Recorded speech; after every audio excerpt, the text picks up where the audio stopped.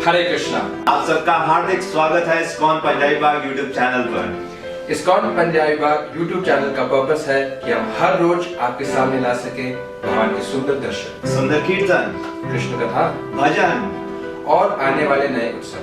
तो अगर आप हमारे साथ जुड़ा रहना चाहते हैं तो कृपया करके सब्सक्राइब करें और बेल आइकन पर क्लिक करें।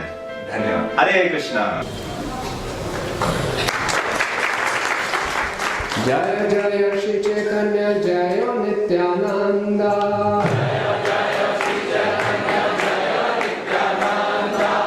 जय जय श्री चैतन्य जय नित्यानंद।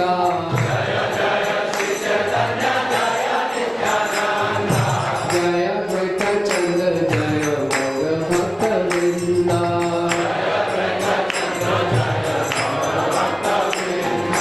जय द्वैत चंद्र जय गौर भक्त वृंद।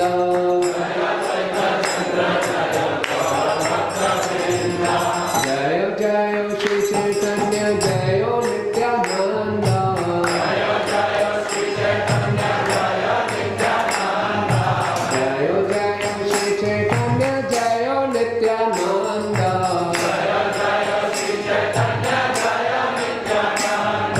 जय द्वैत चंद्र जय गौर भक्त वृंद।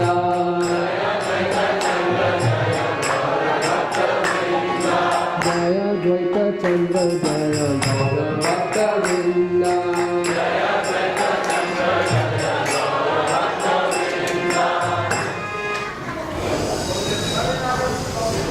हरे कृष्णा। तो आप सबका स्वागत है। जो हमने नरोत्तम दास ठाकुर जी का भजन गाया उसका अनुवाद। श्री गौरांग के चरण युगल ही जिनका धन व संपत्ति हो, वही व्यक्ति भक्ति रस का सार जान सकता है। जिसके कानों में गौरांग की मधुर लीलाएं प्रवेश कर गई हों, उसका हृदय निर्मल हो जाता है। जो गौरांग का नाम लेता है उसमें भगवत प्रेम का उदय होता है। मैं ऐसे भक्त पर बलिहारी जाता हूँ। जो गौरांग का नाम लेता है उसमें भगवत प्रेम का उदय होता है। बोलिए सर, गौरांगा। नरोत्तम दास ठाकुर कह रहे हैं ऐसे भक्त पे मैं बलिहारी होता हूँ। जो गौरांग के गुणों में रमण करता है, उसके अंदर राधा कृष्ण की नित्य लीला का स्फुरण होता है। वही व्यक्ति भक्ति का अधिकारी है।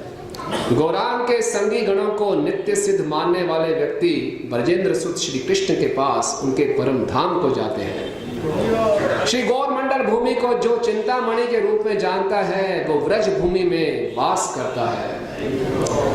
गौरांग के प्रेम की सागर की तरंगों में जो डूबता है, वह राधा कृष्ण का अंतरंग पार्षद बन जाता है। वह गृह में रहे अथवा वन में, यदि वह हाँ गौरांगा क्या बोलकर पुकारता है, तो नरोत्तम दास उसका संग मांगता है। जय ओम अज्ञानतिमिरन्धस्य ज्ञानाञ्जनशलाकया चक्षुरुन्मिलितं येन तस्मै श्रीगुरुवे नमः। श्रीचैतन्यमनोभीष्टं स्थापितं येन भूतले स्वयं रूपा तदा मह्यं ददाति स्वपदान्तिकं। वन्देऽहं श्रीगुरो श्रीयुतापदकमलं श्रीगुरुं वैष्णवांश्च श्रीरूपं साग्रजातं सहगण रघुनाथान्वितं तं सजीवं साद्वैतं सावधूतं परिजनसहितं कृष्ण चैतन्यदेवं श्रीराधा कृष्ण पादान् सहगण ललिता श्री विशाखान्वितांश्च।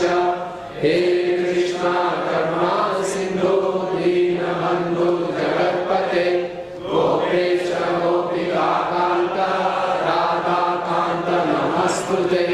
तप्त कांचन गौरांगी राधे वृंदावनेश्वरी वृषभानुसुते देवी प्रणमामि हरिप्रिये। वाञ्छाकल्पतरुभ्यश्च कृपा सिन्धुभ्यैव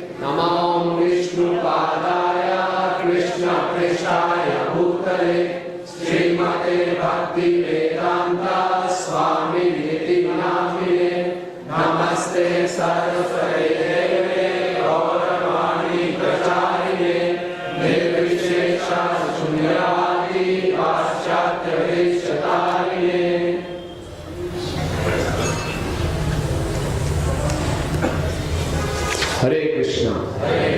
आप सब भक्तों का इस गौरांग कथा के दूसरे दिन में हार्दिक स्वागत है।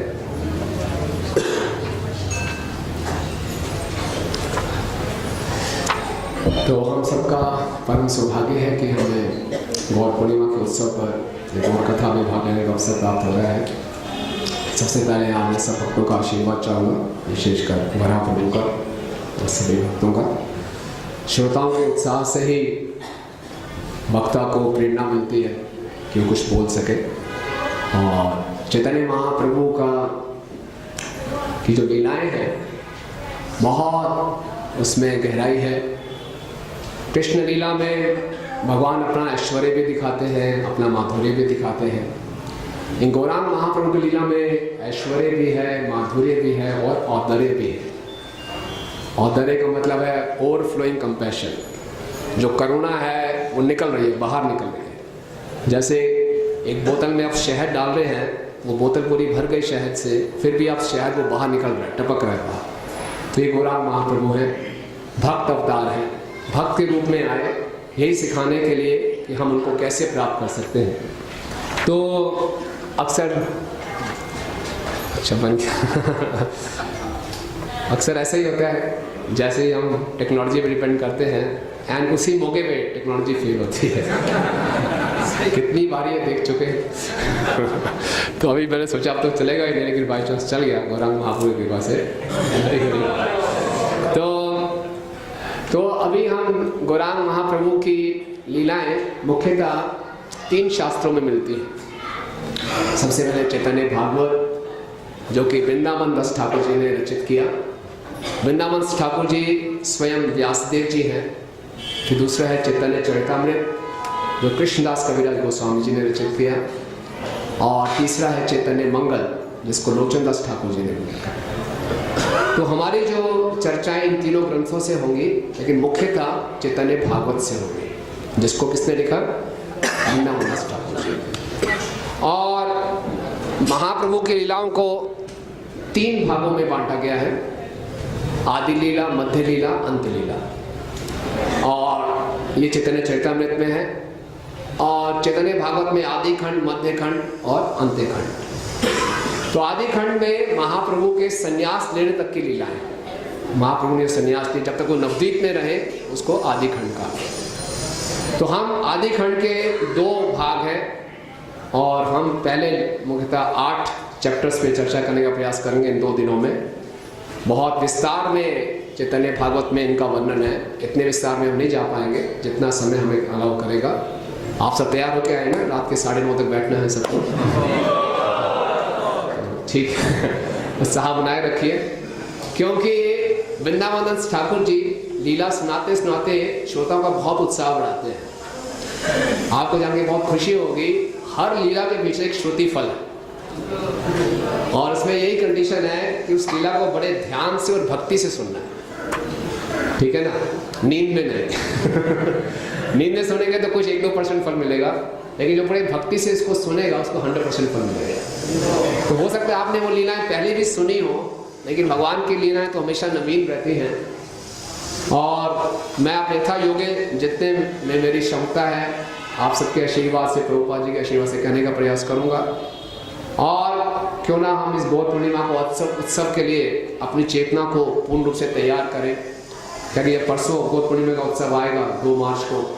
तो हम पूरे तैयार हों, हम जाने कि चैतन्य महाप्रभु कौन है। वैसे तो हम जानते हैं चैतन्य महाप्रभु स्वयं भगवान श्री कृष्ण हैं, बड़े विशेष अवतार हैं, लेकिन इस कथा से हमारे उनके प्रति रति बढ़ने चाहिए, उनके प्रति आकर्षण बढ़ना चाहिए और हम इस अपने जीवन को सिद्ध कर सकें उनकी कृपा को प्राप्त करके। ये पूरा मुख्य उद्देश्य है इस गौर कथा के आयोजन के पीछे। तो वृंदावन दास ठाकुर जी ये दूसरे अध्याय में इसकी प्रयास दे रहे हैं। आज हम चर्चा करने का प्रयास करेंगे भगवान का आविर्भाव किन परिस्थितियों में हुआ, भगवान का आविर्भाव हुआ, उनकी जन्म कुंडली बनाई गई और फिर कैसे सच्ची माता के आंगन में उन्हें सुंदर सुंदर लीलाएं करनी शुरू की, है ना? तो वृंदावन ठाकुर जी इसकी शुरुआत करते हैं, बहुत सुंदर प्रयास है ये। भक्त गोष्ठी सहित गौरांग जय जय,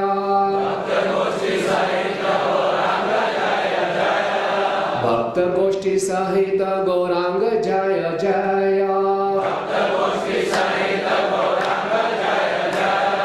सुनील चैतन्य कथा भक्ति तभ्यहाय, सुनील चैतन्य कथा भक्ति लभ्यहाय,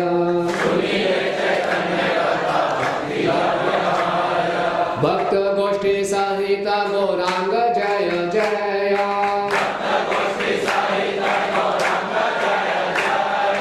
सुनील चैतन्य कथा भक्ति लभ्यहाय।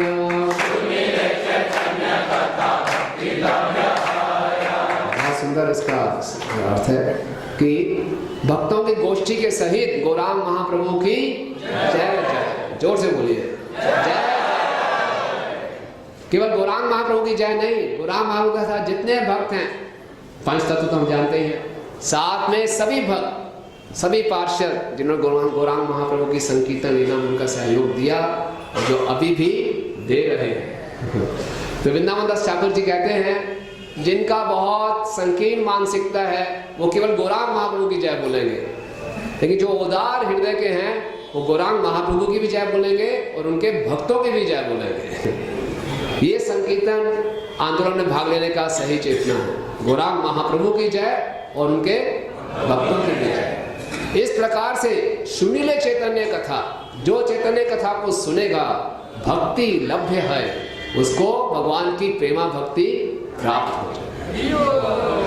तो पहला आपको श्रुति फल बता दिया।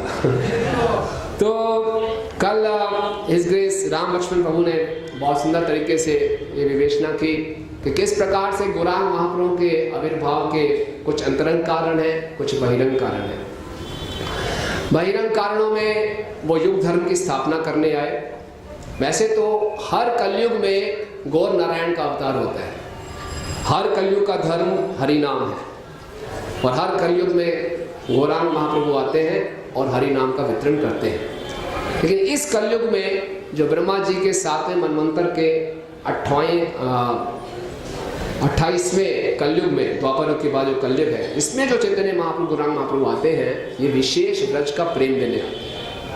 और क्या देते हैं साथ में? हरे कृष्णा कृष्णा कृष्णा हरे हरे, हरे राम राम राम हरे हरे।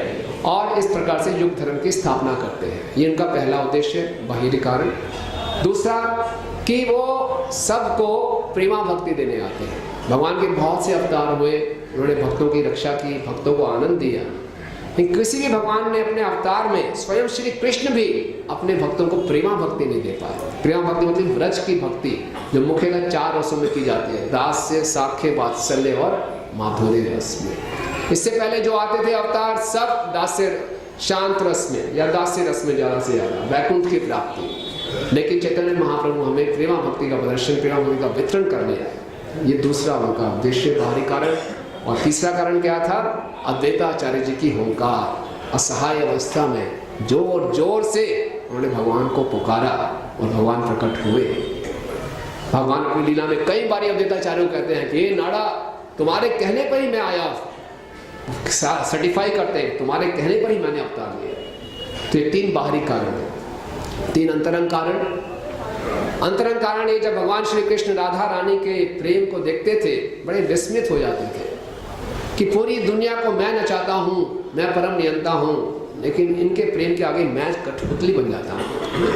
तो राधा रानी की प्रेम की क्या महिमा है, उसको जानना। एक बारी भगवान द्वारका में थे और एक स्तंभ में उन्होंने अपनी छवि देखी। अपनी छवि से इतने आकर्षित हो गए, भगवान की इच्छा इसको आलिंगन कर लो, भगवान की इच्छा हुई मैं इसको चाहता हूं, मैं इसको पाना चाहता हूं, लेकिन स्वयं कोई कैसे पा सकता है? तो भगवान को राधा रानी की प्रेम की महिमा को जानना था कि प्रेम की महिमा क्या है। दूसरा अंतरंग कारण, उस प्रेम के आधार पे कैसे राधा रानी श्री कृष्ण के माधुर्य का आस्वादन करती है। जब तक हमारे हृदय में किसी व्यक्ति के लिए प्रेम नहीं होगा, हमें उसके माधुर्य का आस्वादन नहीं कर पाएंगे। किसी माँ का बच्चा काला कलूटा भी क्यों ना हो, क्योंकि माँ के हृदय में उसके लिए प्रेम है तो उसको बहुत सुंदर लगता है, उसका नाम रख देगी श्याम सुंदर। तो क्योंकि हृदय में प्रेम है तो माधुर्य का आस्वादन करेंगे। तो राधा रानी के हृदय में जो प्रेम है उसकी महिमा के आधार पर कैसे वो कृष्ण की मधुरता का आस्वादन करती है, क्योंकि कृष्ण की मधुरता ऐसी है कि कृष्ण स्वयं उसको चखना चाहते हैं। ये दूसरा अंतरंग कारण। और तीसरा, कृष्ण के माधुर्य का आस्वादन करके राधा रानी को कितना आनंद मिलता है। भगवान श्री कृष्ण राधा रानी के आनंद को देखकर क्षुब्ध हो जाते थे, डिप्रेस्ड हो जाते थे। इसका आनंद मेरे आनंद से ज्यादा कैसे? एक कमाल है, मैं रसों का सागर हूँ, आनंद का भंडार हूँ और मुझसे ही सारे आनंद निकलते हैं, लेकिन राधा रानी का आनंद मेरे आनंद से ज्यादा।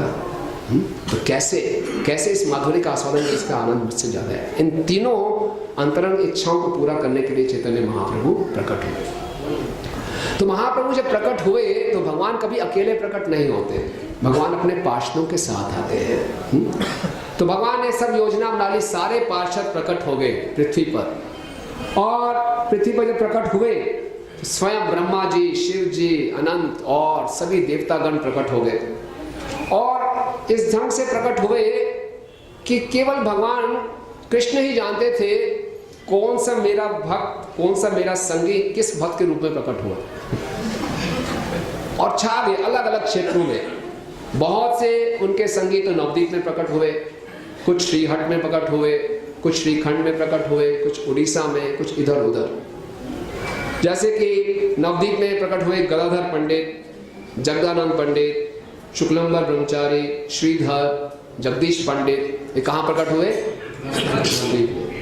छठग्राम में प्रकट हुए पुंडरीक विद्यानिधि, मुकुंद दत्त, उनके भाई वासुदेव दत्त। श्रीहट में प्रकट हुए श्रीवास पंडित, चंद्रशेखर आचार्य, जगन्नाथ मिश्र, अद्वैताचार्य, मुरारी गुप्त। ये सब कहाँ प्रकट हुए? श्रीहट। ये सब स्थान अभी अधिकांशतः बांग्लादेश में है। राढ़ देश जो कि बंगाल में ही है, लेकिन जहाँ गंगा नहीं बहती, वहाँ प्रकट हुए कौन?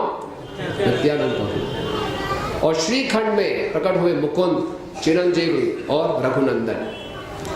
तो ये सब अलग अलग स्थान पर प्रकट हुए, लेकिन महाप्रभु के प्राकट्य से पहले सब के सब नवद्वीप में आ गए। वृंदावन दास ठाकुर जी एक बहुत ही रोचक प्रश्न उठाते हैं।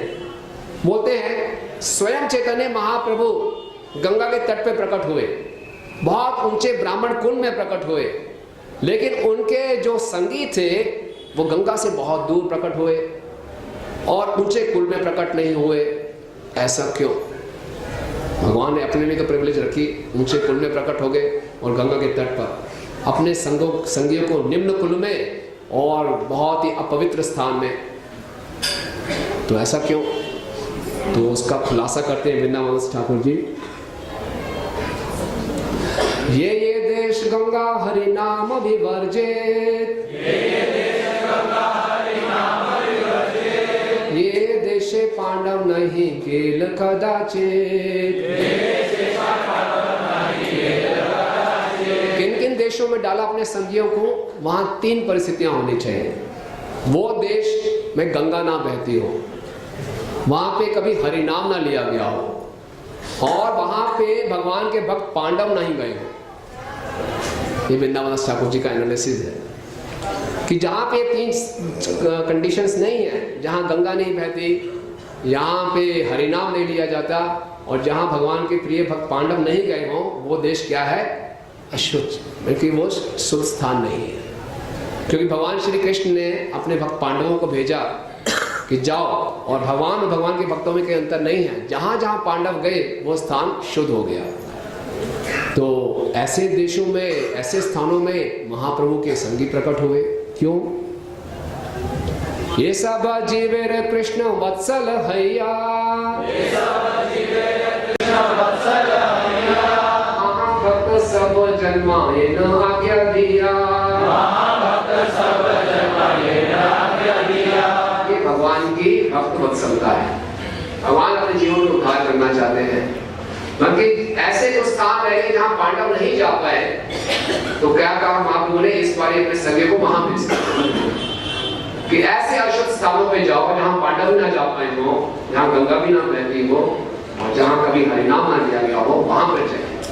क्योंकि वृंदावन दास ठाकुर जी कहते हैं जहां पे भगवान का इस संगी ही प्रकट होता है, जन्म लेता है, उसके 1 लाख योजन तक के जितने जीव हैं सब मुक्त हो जाते हैं। सुन के विश्वास से भी 1 लाख योजन यानी 8 लाख मील 12 लाख किलोमीटर तक सारे लोग।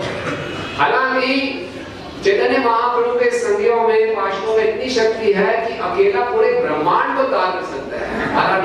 12 लाख मील तो क्या है, किलोमीटर क्या है, लेकिन उनके जन्म होने ने मात्र से ही 1 लाख योजन तक के जीव मुक्त हो जाते हैं। तो मैंने बहुत सोचा इसमें कैसे, ऐसे तो लगता नहीं है, विश्वास ही नहीं होता। फिर कुछ भक्तों से भी चर्चा की तो मैं तो इस निष्कर्ष पे पहुंचा कि इसको हम देख सकते हैं प्रभुपाद जी की लीला में। इतने ही पाश्चात्य देशों में, अशुद्ध देशों में लोग प्रकट हुए, वो सब हम इसको एनालाइज करेंगे तो इससे मालूम चलता है कि प्रभुपाद और प्रभुपाद के जो शिष्य हैं, पार्षद हैं, कितने निकट हैं महाप्रभु के। आप ध्यान से सोचेंगे तो रोकने खड़े हो जाएंगे कि कैसे महाप्रभु की संकीर्तन लीला। ऐसा नहीं कि महाप्रभु की 48 वर्ष पृथ्वी पर है या प्रकट हो गए तो संकीर्तन लीला बंद हो गई, नहीं, वो संकीर्तन लीला अभी चल रही है। और जो कोई भी हरे कृष्णा आंदोलन में भाग ले रहा है वो महाप्रभु की संकीर्तन लीला में भाग ले रहा है। ये महाप्रभु की विशेष करुणा है। राधा कृष्ण की नित्य लीला में भाग लेना लगभग एक पदजीव के लिए असंभव है, लेकिन चैतन्य महाप्रभु, गौरांग महाप्रभु, नित्यानंद प्रभु की संकीर्तन लीला में कोई पापी से पापी अपराधी व्यक्ति भी भाग ले सकता है। ये उनकी विशेष करुणा है। और कैसे उन्होंने अपने पार्षदों को अलग अलग देशों में डाला। हम देखते हैं श्रील प्रभुपाद जब विदेश में गए तो एक एक अपने पार्षदों को उन्होंने पकड़ा। प्रभुपाद जानते थे यहाँ पे है, यहाँ पे ये, लेकिन ऐसे परिस्थितियां में जैसे था कि बाई चांस हो गया, नहीं लगा बाई चांस महाप्रभु श्रील प्रभुपाद जी का मित्र उनको भक्ति सिद्धांत स्वरूप ठाकुर महाराज से मिलाने ले गया और पहली मीटिंग में भक्ति सिद्धांत स्वरूप ठाकुर महाराज ने उनको आज्ञा दे दी थी, महत्वपूर्ण आज्ञा, जिसके कारण पूरी पृथ्वी पे चैतन्य महाप्रभु का प्रचार हुआ। सबसे महत्वपूर्ण संदेश अपने किसी व्यक्ति को आप सबसे जो गहरा संदेश है पहली मीटिंग में कोई देगा। हमारे मंदिर में लोग आते हैं, विजिटर आते हैं, तो पहले जाके मिले और उसको बोले चलिए आप राधा राधिका जी का श्रीमान वही सेवा कोई दे सकता है। जो उनके हृदय की सेवा थी, जो उनको बहुत प्रिय सेवा थी, तो बोला आप जाइए विदेशों में, पाश्चात्य देशों में प्रचार कीजिए, अंग्रेजी भाषा पकड़ लिया। हाँ यही वो पाश्चात्य है। इसी प्रकार से देखिए श्रील प्रभुपाद जी के शिष्य थे सुरभि महाराज। सुरभि महाराज जी का विशेष संबंध था प्रभुपाद जी से। वो खुद बता रहे थे अपने विषय में, कह रहे थे एक बार वो भारत में आए और भारत की संस्कृति से बहुत प्रभावित हुए, फिर वापस विदेश गए और विदेश में कुछ अमेरिकन को देखा हरे कृष्ण करते हुए, तो बड़ी उनकी रुचि बढ़ गई, लेकिन बाई चांस किसी से मिल नहीं पा रहे थे। फिर वो दोबारा भारत में आए और भारत में जाकर पूछे लोगों से, यहाँ वो विदेशियों वाला कृष्ण मंदिर है, किसी को पता नहीं था।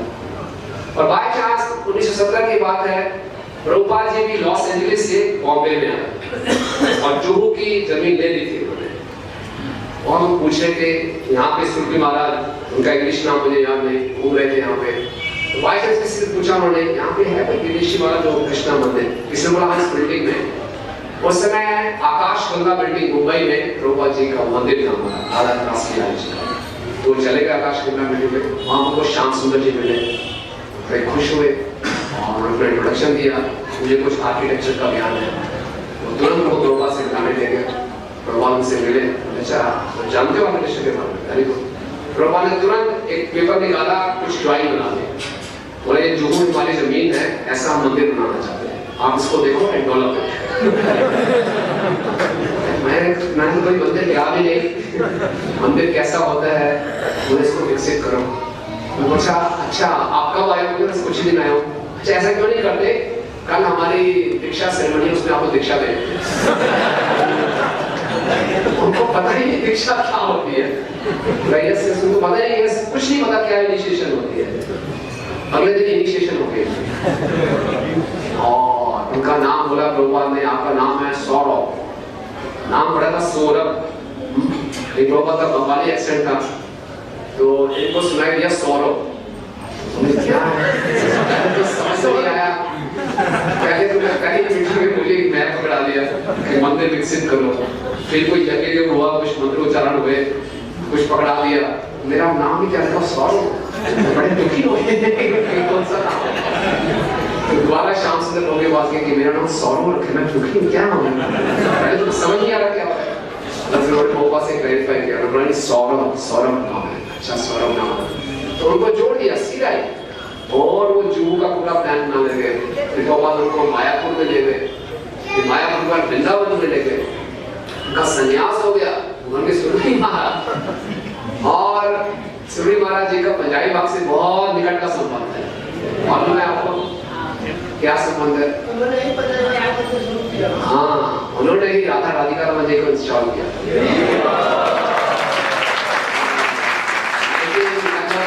की बात है शायद, और भी पंजाबी बाग आप में से बहुत कम लोगों ने हमारा पहले वाला सेंटर देखा होगा, छोटा मंदिर था 63 नंबर रोड पे, एक बैराज में राधा राधिका रमन इंस्टॉल थे।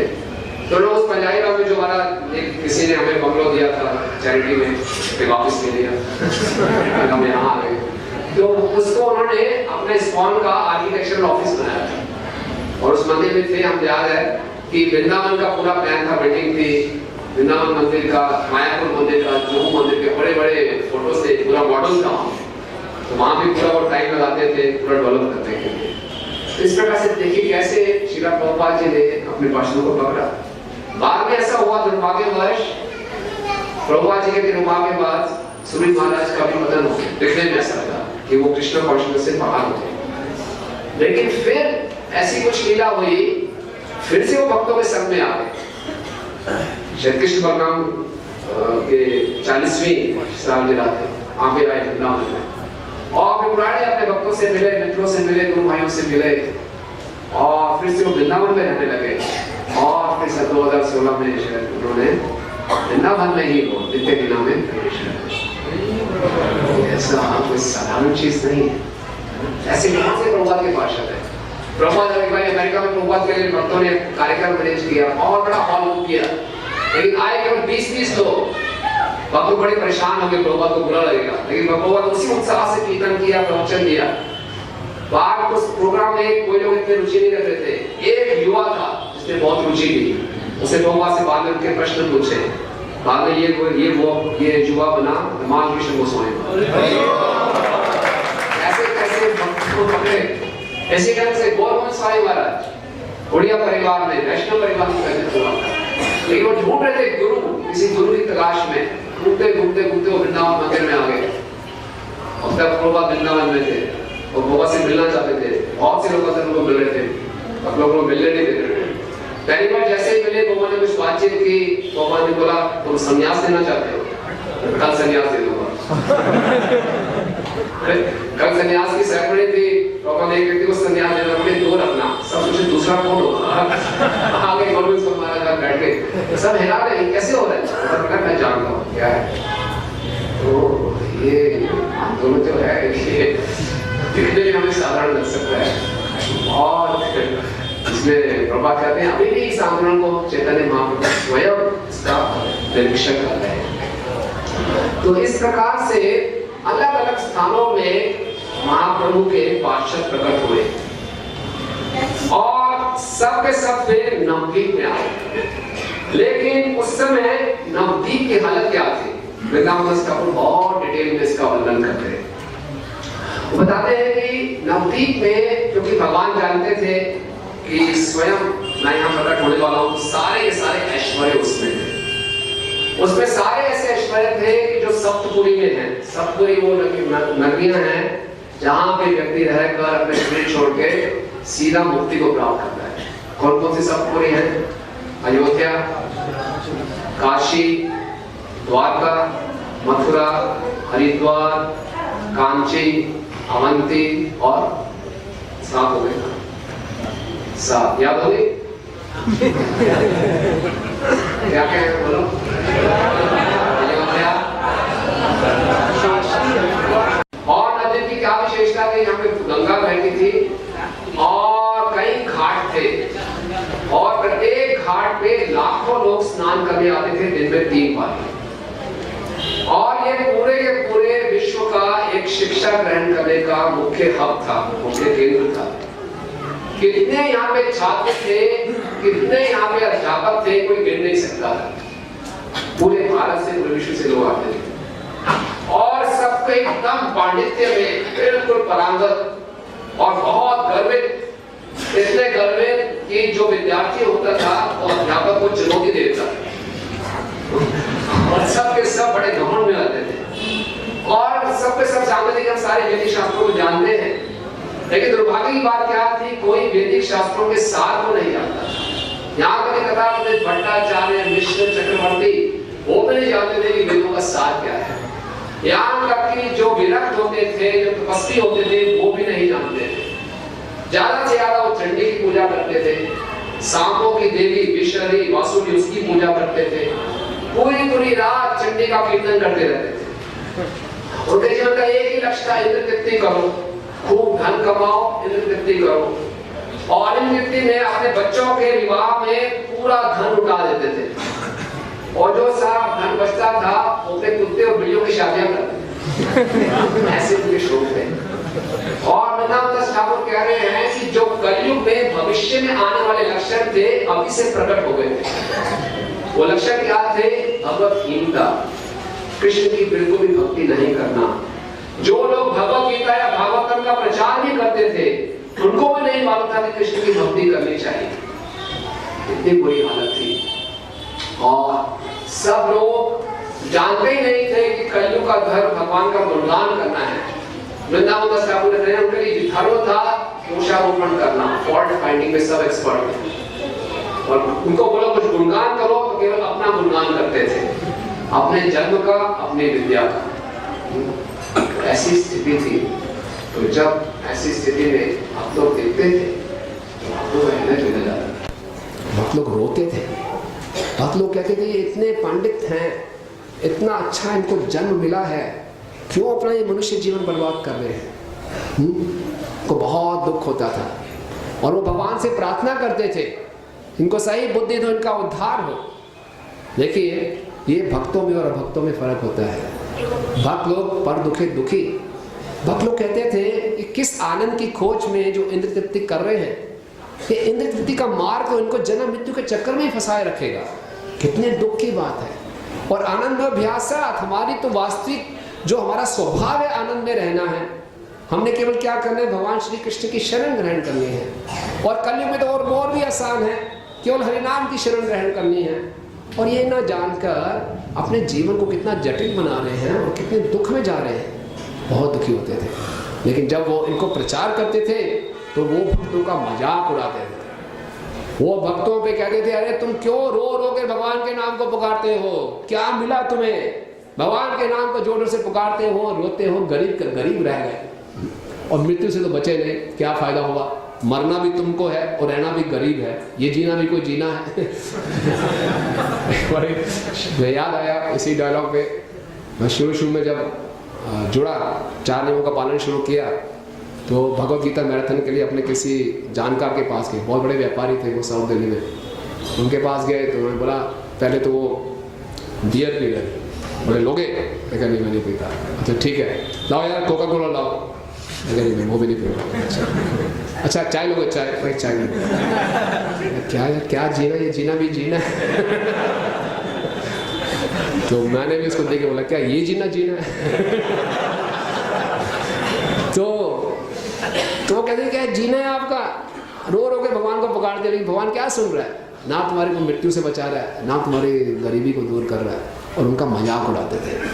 वो कहते थे क्यों पुकारे भगवान को।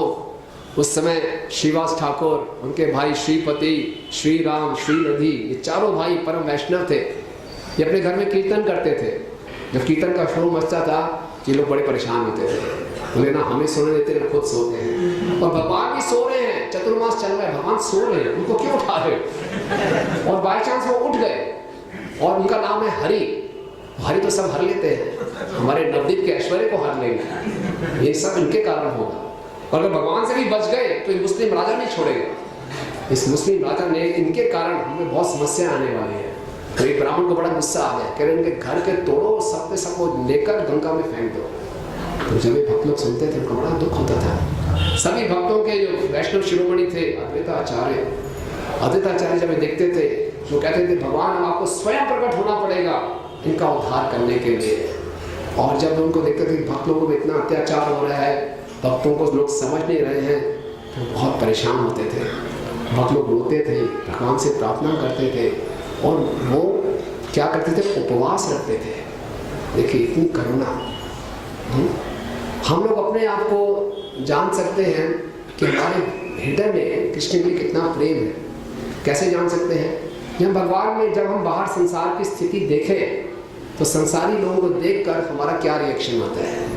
क्या हमारे हृदय में उनके लिए कुछ करुणा उत्पन्न होती है?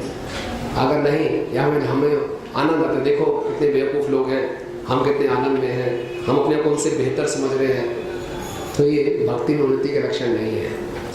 पर दुखी दुखी देख रहे, जैसे प्रहलाद महाराज कह रहे हैं, प्रहलाद महाराज कह रहे हैं कितने धूर्त और मूर्ख लोग हैं, इस भौतिक संसार में सुख ढूंढ रहे हैं। क्या भौतिक तरीके से सुख मिल सकता है? तो इस प्रकार से अद्वैताचार्य बहुत दुखी होते थे। वो उपवास रखते थे, किसी भक्त को खाने की इच्छा ही नहीं होती थी ये संसार की स्थिति को देखकर, और वो रोते थे। और फिर अद्वैताचार्य जी ने गौतमीय तंत्र में एक मंत्र पढ़ा जिसमें लिखा था तुलसी दल मात्रेण चुलकस्य जनकेन वा विकृतेन स्वमात्मानं भक्तेभ्यो भक्तवत्सला। भगवान इतने भक्तवत्सल हैं, कोई उनको प्रेम से तुलसी का दल और चुल्लू भर पानी भी अर्पण कर दे, भगवान अपने आप को उसको बेच देते हैं। अरे भगवान इतने सरल हैं। उन्होंने क्या किया, उनके पास एक शालिग्राम शिला थी, तुलसी दल और जल से, गंगा जल से उनकी पूजा करने लगे और जोर जोर से भगवान को हुंकार मार के बुलाने लगे, हरे कृष्णा कृष्णा कृष्णा कृष्णा हरे हरे, हरे राम राम राम हरे हरे। वृंदावन ठाकुर जी कह रहे हैं उनकी हुंकार में इतनी शक्ति थी कि ब्रह्मांड के सारे आवरणों को भेदते हुए वैकुंठ में भगवान को सुनाई दे रही थी। आपकी आवाज हमारी आवाज जारी होगी वैकुंठ तक। चलो अब पुकारते हैं हृदय से, बिल्कुल असहाय अवस्था में।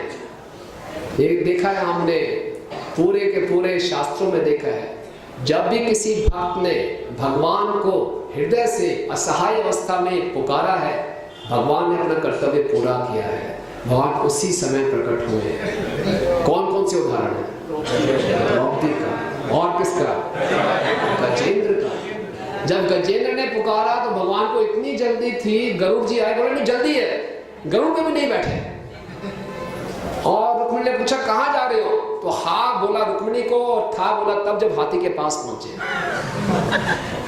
इतनी जल्दी, जैसे कह रहे बहुत जल्दी, कौन गाड़ी बैक करेगा, आगे जाएगा, सीधा भाग। हालांकि गरुड़ जी इतनी तेज चलते हैं कि भगवान सीधे पहुंच गए वहां पे। तो इसीलिए ऐसा नहीं है कि हम पुकारेंगे तो भगवान नहीं आएंगे। हमें प्रतिदिन प्रभुपाद ने बताया सोना माला जप करो। प्रभुपाद क्या कहते थे, कैसे पुकारो? जैसे एक बच्चा रोते हुए माँ को पुकारता है, लेकिन वो क्राई कहते हैं प्रभुपाद जेन्युइन क्राई होनी चाहिए, दिखावटी क्राई नहीं, औपचारिक रोना नहीं। जैसे कई बार बच्चे अपनी माँ को धोखा देते हैं ना, माँ किचन में है, बच्चा दूसरे कमरे में है, तो माँ का अटेंशन बच्चा चाहता है, तो कैसे रोते हैं, और माँ भी मालूम है मैं तेरी माँ हूँ, मुझे धोखा देगा। माँ कहती है हाँ हाँ आ रही हूँ शाबाश, तो अचानक बच्चे को कोई पिन चुभता है या करंट लगता है तो बच्चा क्या होता है, फिर तो माँ सब कुछ छोड़ के भाग के आती है।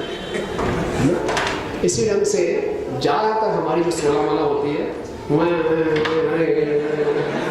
अब कोई रोते रोते कोई सोता है क्या? अगर बोले बच्चा रो रहा है सो गया, तो माँ बोली मस्त है, इसको जरूरत ही नहीं है। तो हमारा रोना भी कैसा रोना होता है, देखिए कैसे हम भगवान को आकर्षित कर सकते हैं। फिर हम कहते हैं प्रभु जी 25 साल हो गए, 20 साल हो गए, कुछ हो ही नहीं रहा, भगवान आ ही नहीं रहे, क्या है? अपने हमने पुकारा कहाँ है, पुकारा कहाँ है? तो वो असहायता, वो रोना हमें लाना पड़ेगा। जैसे आज सुबह भी गोपेश्वर को कह रहे थे, जब तक आप चैंटिंग अपने हृदय को नहीं डालेंगे, हृदय कैसे शुरू होगा? कोई नहीं सकता। एक छोटी सी बोतल में आपने मलमूत्र डाल दिया और उसको पूरे पॉलिथीन से टाइट पैक कर दिया और गंगा जी में फेंक दिया। पूरे गंगा जी सबको पवित्र करेंगे, देखते इसको पवित्र करते नहीं करते। पूरा आपने टाइट पैक कर दिया, गंगा जी को अंदर घुसे का मौका ही नहीं दे रहे, तो क्या बोतल पवित्र होगी? ऐसे ही हमारा हृदय पैक कर दिया बाहर से, अंदर घुसने नहीं देंगे। इंद्र तृप्ति के इतने अंदर संस्कार भरे हुए हैं, हरि नाम को घुसने नहीं देना, अपने हृदय को लगा ही नहीं दे, तो हृदय शुद्ध कैसे होगा? तो इसलिए कैसे पुकारना है? असहाय अवस्था में जन ऐश्वर्य शुभ शुभ भी ये मद। हमें मद है कि हम बहुत ऊंचे कुल में हैं, बहुत पढ़े लिखे हैं, बहुत बड़ी पदवी है, तो वो असहायता नहीं है। इसलिए भगवान को हम हृदय से चाहते नहीं हैं, हम उनकी आवश्यकता महसूस नहीं कर रहे। लेकिन अद्वैताचार्य और सभी वैष्णव बिल्कुल हृदय से चाहते थे, भगवान आइए इन जीवों का उद्धार कीजिए। तो आइए असहाय अवस्था में भगवान को पुकारे, हरे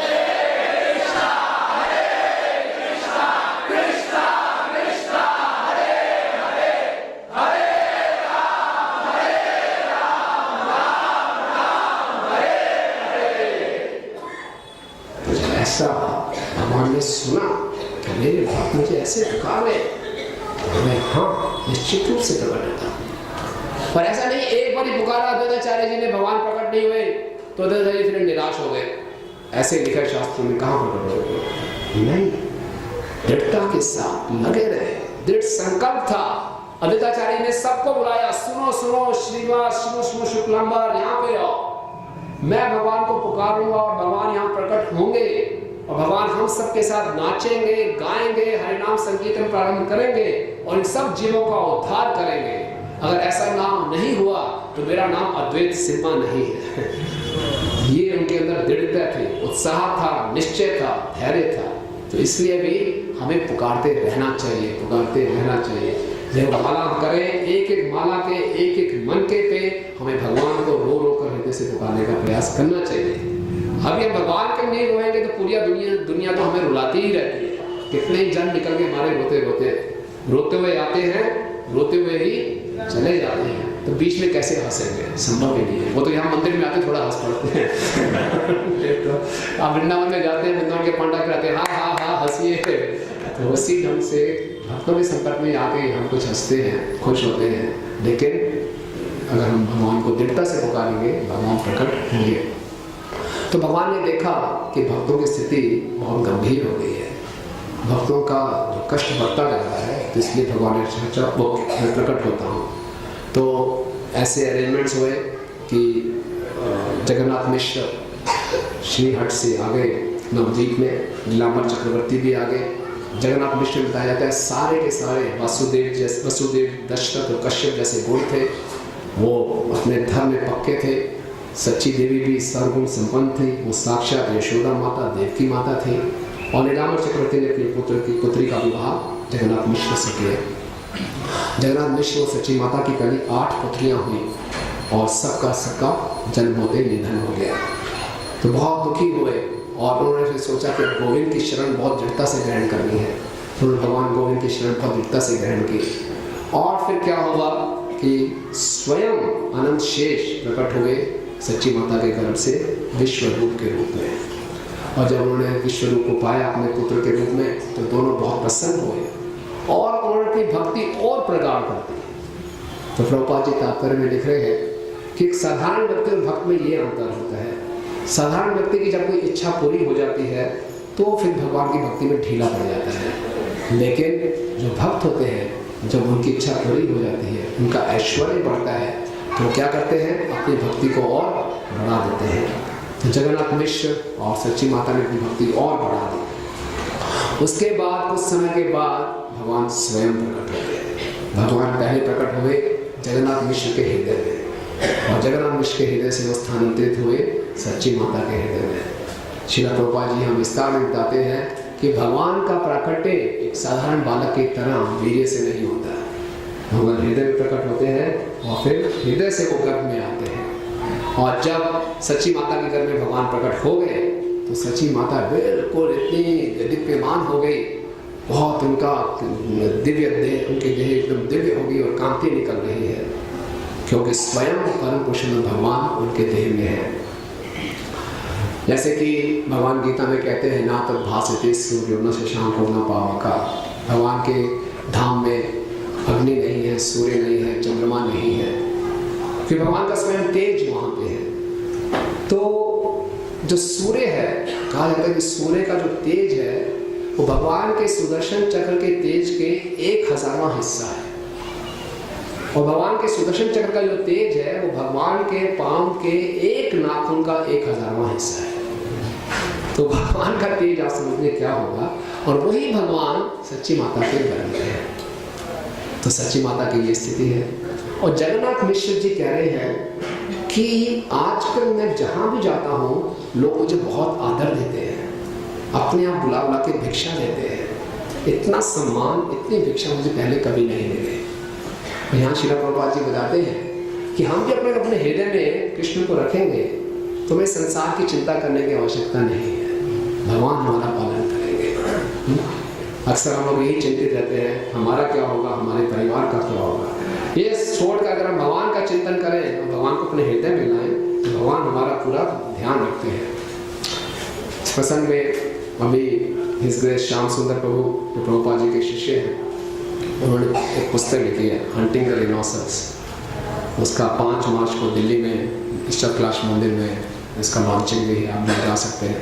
स्वयं श्याम सुंदर प्रभु भी वहाँ पे होंगे। तो श्याम सुंदर प्रभु बताते हैं कि जनवरी 1967 में श्रील प्रभुपाद जी सैन फ्रांसिस्को में आए। तो देखिए प्रभुपाद जी क्या लीला है। मार्च 1977 में जगन्नाथ जी स्थापित हो गए 2 महीने में, और 2 महीने तक 25 जो लोग थे मंदिर में शिफ्ट भी हो गए। ऐसा फास्ट ट्रैक चल रहा था। और प्रभुपाद जी वापस आ गए वहां से। किसी को पता नहीं जगन्नाथ जी क्या है, कैसे पूजा को सिखा के चले गए और सब कर रहे हैं। 25 लोग रहते हैं सेंटर में और उनके पास कैसे मंदिर चलाना पता ही नहीं। और उस सेंटर का जो किराया है उनको भरने के लिए पास पैसे नहीं। 6-7 महीने बीत गए, वो रेंट पे नहीं कर रहे और मालिक ने बोल दिया आप खाली करो, निकलो यहाँ से। बड़े परेशान थे। तो सर्दी का मौसम था, श्याम सुंदर प्रभु और मालती माता सुबह सुबह आ रहे थे, पूरा कोहरा छाया हुआ था और बड़े परेशान थे। तभी अचानक क्या देखा, मंगल आरती के लिए जा रहे थे, तभी अचानक क्या देखा कि कुछ ऊपर से टपक रहा है, ऐसे गिर रहा है, कुछ कागज गिर रहे हैं। और देखा तो ध्यान से कागज में देखा तो डॉलर था और 1 नहीं 2 नहीं, ऐसे गिर रहे। कहाँ से गिर रहे हैं? सारे डॉलर इकट्ठे किए तो $2000 हो गए। The money was raining, वो लिख रहे हैं, डॉलर बरस रहे थे। $2000 इकट्ठे किए, हैरान थे कहाँ से, क्या है ये। आपको भी विश्वास नहीं हो रहा ये उनके साथ हुआ है और उन्होंने पुस्तक में लिखा है। $2000 आ गए और गए अपने आप। कहाँ से, पहले तो परेशान है कहाँ से नकली है असली है, चला कर देखा असली है। सारे के सारे उनके जो डर थे वो क्लियर हो गए। गौरांग महाप्रभु की ये चमत्कार होते हैं, ऐसा नहीं कि अभी चमत्कार नहीं होते। अगर हम भगवान को पूर्ण रूप से शरणागत होते हैं तो भगवान निश्चित रूप से पूर्ण रूप से हमारी सुरक्षा करते हैं। जी गोस्वामी जी कहते हैं जो शरणागति के 6 लक्षण है, अनुकूल से संकल्प, प्रतिकूल से वचनम, रक्षसी स्थिति विश्वासो, गोप्तृत्व वर्णम तथा। ये चौथा लक्षण है गोप्तृत्व वर्णम तथा, ये मुख्य लक्षण है। इसका मतलब है कि कृष्ण हमारे पालक हैं, कृष्ण हम सबका पालन करेंगे। तो ये शरणागति का एक लक्षण है। तो इस प्रकार से सच्ची माता और जगन्नाथ मिश्र के घर में भगवान प्रकट होते हैं। और तब सभी देवतागण, जैसे कि कृष्ण कंस के कारागार में देवकी के घर में थे, सभी देवतागण वहां पर प्रकट हो जाते हैं और सच्ची माता के घर में तरह तरह की स्तुतियां अर्पण करते हैं। तो वो स्तुतियां क्या है? भक्ति करी ब्रह्मादि देवर्षु न स्तुति,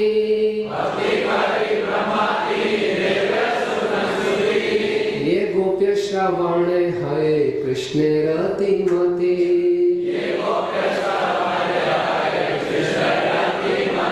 वृंदावन तुलसीदास ठाकुर जी बहुत कृपालु हैं। वो श्रुतियों को बताने से, इन स्तुतियों को बताने से पहले श्रुति फल बता रहे हैं। करें भक्ति करे, कोई भक्ति से ब्रह्मा आदि देव जो आए सुन स्तुति, उनकी स्तुति को सुनता है। कैसे? भक्ति से। ये गोप्य श्रवण, ये वेदों में भी नहीं लिखी हुई है, ये वेद गोप्य है। जो उसका श्रवण करेगा उसको क्या होगा? कृष्ण रति मति, उसकी मति कृष्ण में रम जाएगी। तो सुनना चाहेंगे आप लोग? इससे क्या फल मिलेगा हमें? कृष्ण में हमारी रति होने लगे। तो बहुत सी स्तुतियां हैं, कुछ 7-8 स्तुतियां हमने चुनी हैं, तो आप सब इकट्ठे बोलिए, इसमें टाइम ज़्यादा लगेगा। जय जय महाप्रभु जनक सभा, जय जय संकीर्तन हेतु अवतार, जय जय वेद धर्म साधु विप्रपा, जय जय भक्त महाराज, जय जय सर्व सत्यमय परिवार, जय जय इच्छामय महामहेश्वर, हे तुम्ही अनंत कोटि ब्रह्मांडेरवा, से तुम्ही श्री सच्ची गर्भे करीना प्रकाश, तुम्हारा भाग्य से संहार, अनंत ब्रह्मांड पारे करीते उद्धार, तथापि तुमि से आपने अवतारी, सर्वधर्म पूजाओं में चित्ती धन्यकारी। सबको समझ में आ गया ना? मतलब बहुत सरल है। जैसे पिछले प्रयाग में बताया कि आपकी आज्ञा से आपके एक एक सेवक में इतनी शक्ति है कि वो अनंत ब्रह्मांडों का तार कर सकता है। एक एक सेवक, एक ब्रह्मांड को नहीं, अनंत ब्रह्मांडों को तारने की शक्ति आपके एक सेवक में है। फिर आपको आने की आवश्यकता है, तथापि तुम इसे आने, फिर भी आप स्वयं अवतार लेते हैं, है ना? क्योंकि आप पृथ्वी को धन्य कर रहे हैं। संकीर्तन पूर्ण है गई सकल संसार, घरे घरे हरे प्रेम भक्ति प्रचार, ये तुम्हारा पाद पद्म नित्य ध्यान करे, तासवार प्रभावई अमंगल हरे, पद काले खंडे पृथ्वी अमंगल, दृष्टि मात्र दश दिखाए सुनिर्मल। वो कह रहे हैं आप यहाँ संकीर्तन करने आए हैं, तो संकीर्तन कैसे है? पद ताले खंडे पृथ्वी अमंगल, आपके पांव, आपके भक्तों के पांव जहां पड़ते हैं वहां पृथ्वी का अमंगल खत्म हो जाता है, और जहां दृष्टि डालते हैं 10 दिशाओं का अमंगल चला जाता है, वो निर्मल हो जाती है। बहुतोले नाचिते स्वर्गेर विघ्ननाश, हे न यश हे न नित्य हे न तोरदास। और आपके दासों का क्या यश है? जब वो दोनों बाजुएं ऊपर करती हैं तो ऊपर के लोग, स्वर्ग लोगों का विघ्न नाश हो जाता है। तो स्वर्ग लोगों का क्या विघ्न है? तो भक्ति सिद्धांत स्वामी ठाकुर महाराज कह रहे हैं स्वर्गों में 2 तरह के विघ्न हैं। पहला विघ्न तो ये है कि वहाँ इतने ऐश्वर्य है, इतनी इंद्र तृप्ति की सुविधाएं हैं कि हम कृष्ण से विमुख हो जाते हैं। दूसरा विघ्न देवताओं को ये लगता है कि कभी असुर आक्रमण न करके सारा ऐश्वर्य न छिन जाए, तो दोनों स्थिति में वो विघ्न ही है उनके। ऐश्वर्य छिन ना जाए और ऐश्वर्य रहे तो वैसे भी भगवान से दूर होते हैं। लेकिन जब भक्त लोग हाथ ऊपर करके क्या कहते हैं? हरे कृष्णा कृष्णा कृष्णा हरे हरे, हरे राम राम राम हरे हरे, तो ऊपर के लोगों के भी विघ्न दूर हो जाते हैं। नवदेवा प्रतियोगा नमस्कार, सच्चे जगन्नाथ गए यथा अवतार, ब्रह्मादि देवता प्रतिदिने, होते रही ईश्वर प्रतिदिन आते थे। और कितने दिन रहे सच्ची माता के घर में? 13 महीने रहे। 13 महीने, साधारण शिशु 8 या 9 महीने रहता है, 13 महीने तक रहे और देवताओं को तो और अच्छा अवसर मिल गया। प्रतिदिन आते थे ब्रह्मा आदि देवतागण और इस प्रकार से भगवान से वो प्रार्थना करते थे। सच्ची गर्भे वैसे सर्वभुवनेर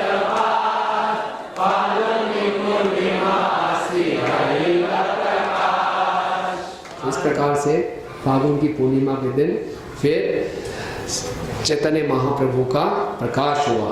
चैतन्य महाप्रभु की। और क्या हुआ? अनंत ब्रह्मांडे यत आचे सुमंगा से पूर्णिमाए आसी मिलिला सकल। जितने भी ब्रह्मांड हैं, अनंत कोटि ब्रह्मांडों में जितने भी सुमंगल हैं, शुभ लक्षण हैं, वो उस पूर्णिमा के दिन सबके सब प्रकट हो गए। सारे अनंत ब्रह्मांड यद अच्छे सुमंगल सही पूर्णिमा आसी मिलिला सकल, सब मिलके वहां प्रकट हो गए। इतनी शुभ परिस्थितियां हो गई।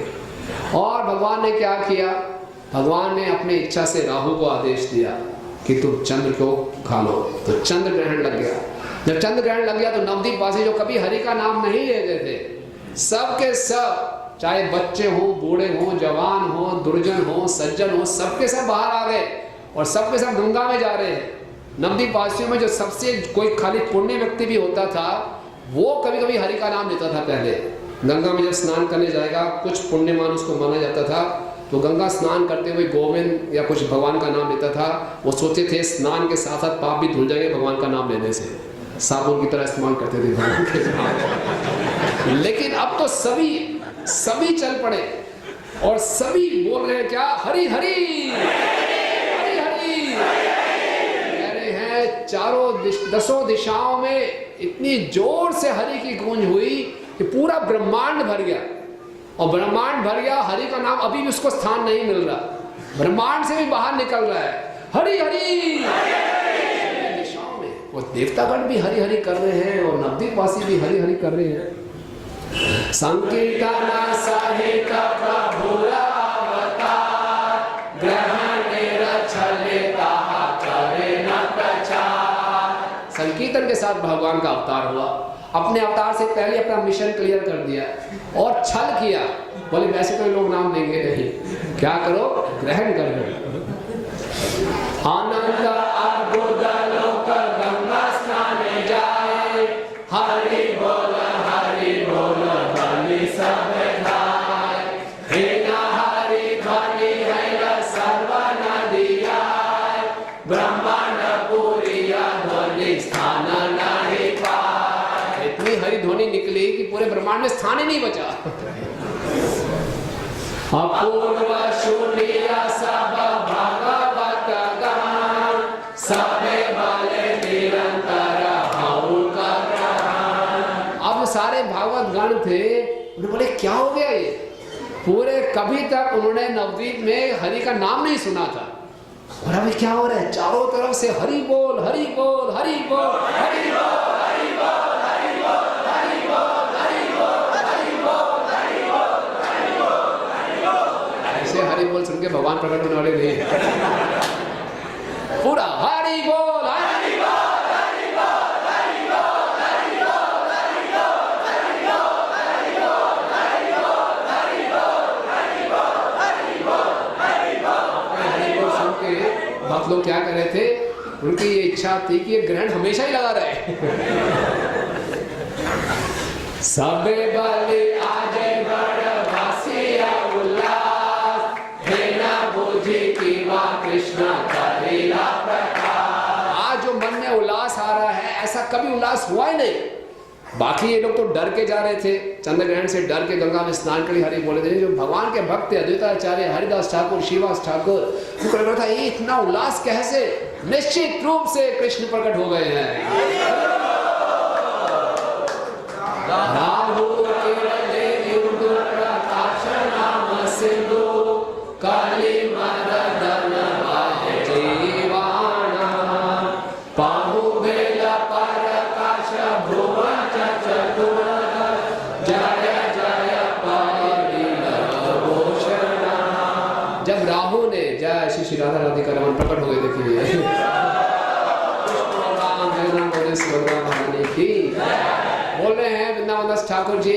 जब राहु ने चंद्र को ढक दिया और हरिनाम का सिंधु प्रकट हो गया, कली का दमन हो गया, विजय का पताका लहराने लगा हुए और पूरे 14 लोकों में क्या हो रहा है? जय जय जय जय श्रीचरणे गज गज शोभे सब अंगे जगमान लोभे। कैसे हैं उनके चरण में? उनके चरण में ध्वज है, वज्र है और उनके सब अंग सबको बहुत लुभा रहे हैं। दूरे गेला सकल आपद व्यक्त हरिल सकल संपद। जितने भी आपद थे, कष्ट थे, सब दूर हो गए और सबके सब जगह क्या हो गई? संपन्नता छा गई। सारे के सारे दसों दिशाओं में आनंद ही आनंद है। तो देवता गणों को क्या हो है ना? वृंदावन ठाकुर जी देवताओं के बारे में बता रहे हैं। अनंत ब्रह्मा शिव आदि सब रूप धरी रे गायन हरि हरि ग्रहण छला कर लखित के नाही पारी। ब्रह्मा जी, शिव जी, अनंत जी, जितने भी देवते सब लोग मनुष्य रूप धारण करके आ गए और हरि हरि बोल रहे हैं। बोले अब तो ग्रहण लगा हुआ है, सब हरि हरि बोलो। और ये कहकर क्या सच्ची माता के आंगन में जा रहे हैं। कोई उनको देख नहीं पा रहा, सब अंधकार है। और फिर क्या कर रहे हैं? आनंद इंद्रपुर मंगल कोलाहल साज साज बलि साज रे बहुत पुण्य भागे चैतन्य प्रभात पावल माझे। कह रहे हैं आनंद इंद्रपुर, जो इंद्र जी की राजधानी है अलकापुरी, मंगल कोलाहल, वहां तो कुमोशन हो गया, भगड़ मच गई। सारे देवता 33 करोड़ देवताओं में भगड़ मच जाए, क्या होगा सोचो। भगड़ मच गई। अरे भैया नीचे भगवान प्रकट हो गए हैं, जो उनका दर्शन कभी प्राप्त नहीं होता, समय बहुत कम में, जल्दी चलो। लेकिन जाने से पहले क्या करो? साज साज सजा के जाओ। किसके दर्शन करने जा रहे हो? भगवान के दर्शन कर रहे हो। अब देखिए देवता गण मनुष्य से कितने सुंदर है, कितना उनका देह सुंदर है, कितने सुंदर सुंदर वो आभूषण डालते हैं। लेकिन जब भी वो परम पुरुष भगवान का दर्शन करने जा रहे, बोले नहीं अभी और सजाओ अपने आप को। तो जब भगवान के सामने अपने आप को लाए तो बेस्ट ऑफ द बेस्ट हमें प्रेजेंट करना चाहिए, क्योंकि is the best of the best person. तो अपना भी best of the best present करें। देवता गण अपने को सजा रहे हैं और भगदड़ में सब के सब जा रहे हैं नवद्वीप में चैतन्य महाप्रभु का दर्शन करने के लिए। अन्य अन्य आलिंगन चुम्बन धन घन लाज के नाही माने नदिया पुरंदर जन्म उल्लासे आपन नहीं जाने रे। क्या कर रहे? इतने आनंद में आ गए कि एक दूसरे को गले लगा रहे हैं, एक दूसरे को खूब चूम रहे हैं, कोई लज्जा नहीं रही। इतनी खुशी हो गई, कैसे खुशी प्रकट करें। और जा रहे नदिया पुरंदर जन्म उल्लास से। कितना उल्लास है, आपन पर नहीं जाने रहे। कौन अपना है कौन पराया है कोई फर्क नहीं पड़ता। जो मिल रहा है उसको गले लगा रहे हैं, चुंबन कर रहे हैं, नाच रहे हैं, गा रहे हैं, बोल रहे हैं वृंदावन ठाकुर जी। सब सच्ची माता के आसपास खड़े हो गए। कोई चामर कर रहा है, कोई फूल बरसा रहा है, कोई छतरी पकड़ के बैठा हुआ है, कोई नाच रहा है, कोई गा रहा है। जैसे कि आप देखते हैं यहाँ पे जब अभिषेक होता है ऐसे ही हो रहा होता है ना, कोई गा रहा होता है, कोई नाच रहा होता है, कोई चामर कर रहा है, कोई घंटी बजा रहा है, कोई शंख बजा रहा है। तो इतना सुंदर वातावरण हो गया था कि गौरांग महाप्रभु प्रकट हो गए। गौरांग महाप्रभु की इस प्रकार से दूसरे अध्याय में वृंदावन ठाकुर जी वर्णन करते हैं कि गौरांग महाप्रभु प्रकट हो गए। अब जब बच्चा प्रकट होता है तो क्या किया जाता है? उसकी जन्म कुंडली बनाई जाती है।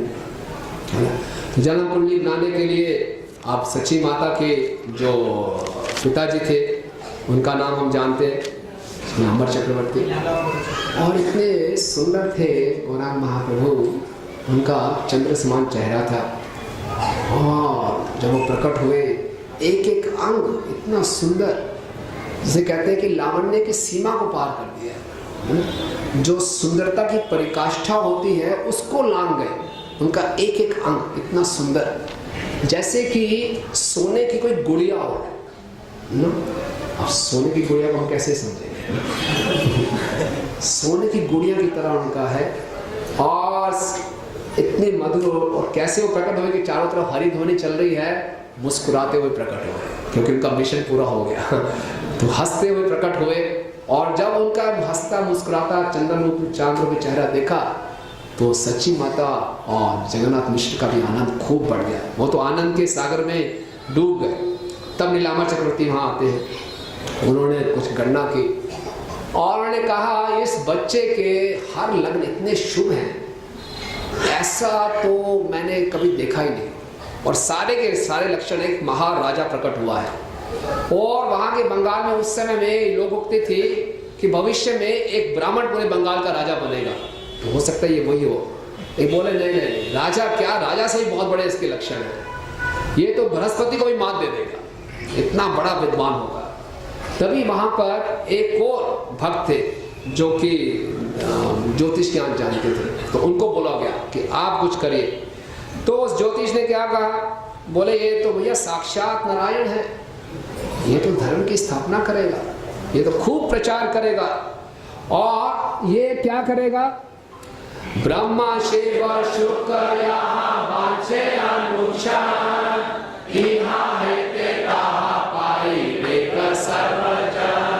बोले ये तो सबको, सब जनों को क्या बांटेगा, ऐसी चीज बांटेगा जो कि ब्रह्मा शिव जी और सुखदेव जी को भी प्राप्त नहीं हुई। वो वांछा करते उनको नहीं मिलेगी, लेकिन सब जनों को ही बांट देगा। क्या बांटेगा, कृष्ण प्रेम हरि नाम।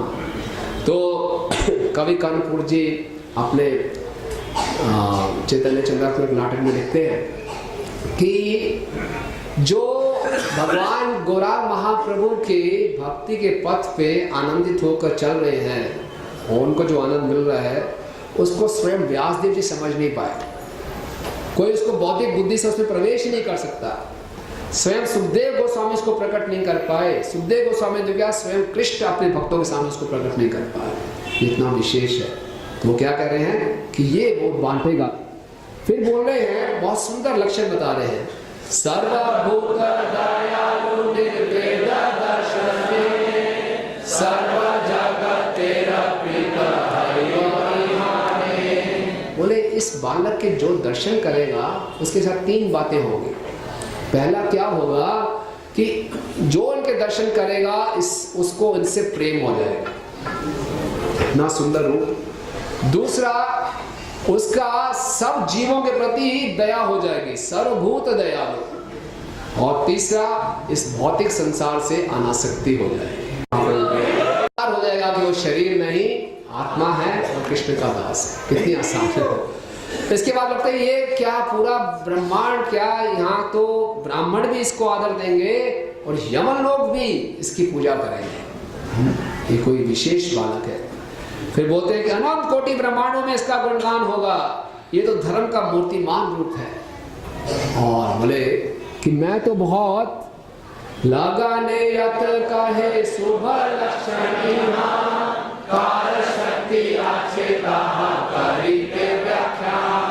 ये तो ऐसे शुभ लक्षण है, इसका व्याख्या कौन कर सकता है, इतनी शक्ति नहीं है मुझ में। फिर कह रहे धन्य तुम्हें मिश्र पुरंदर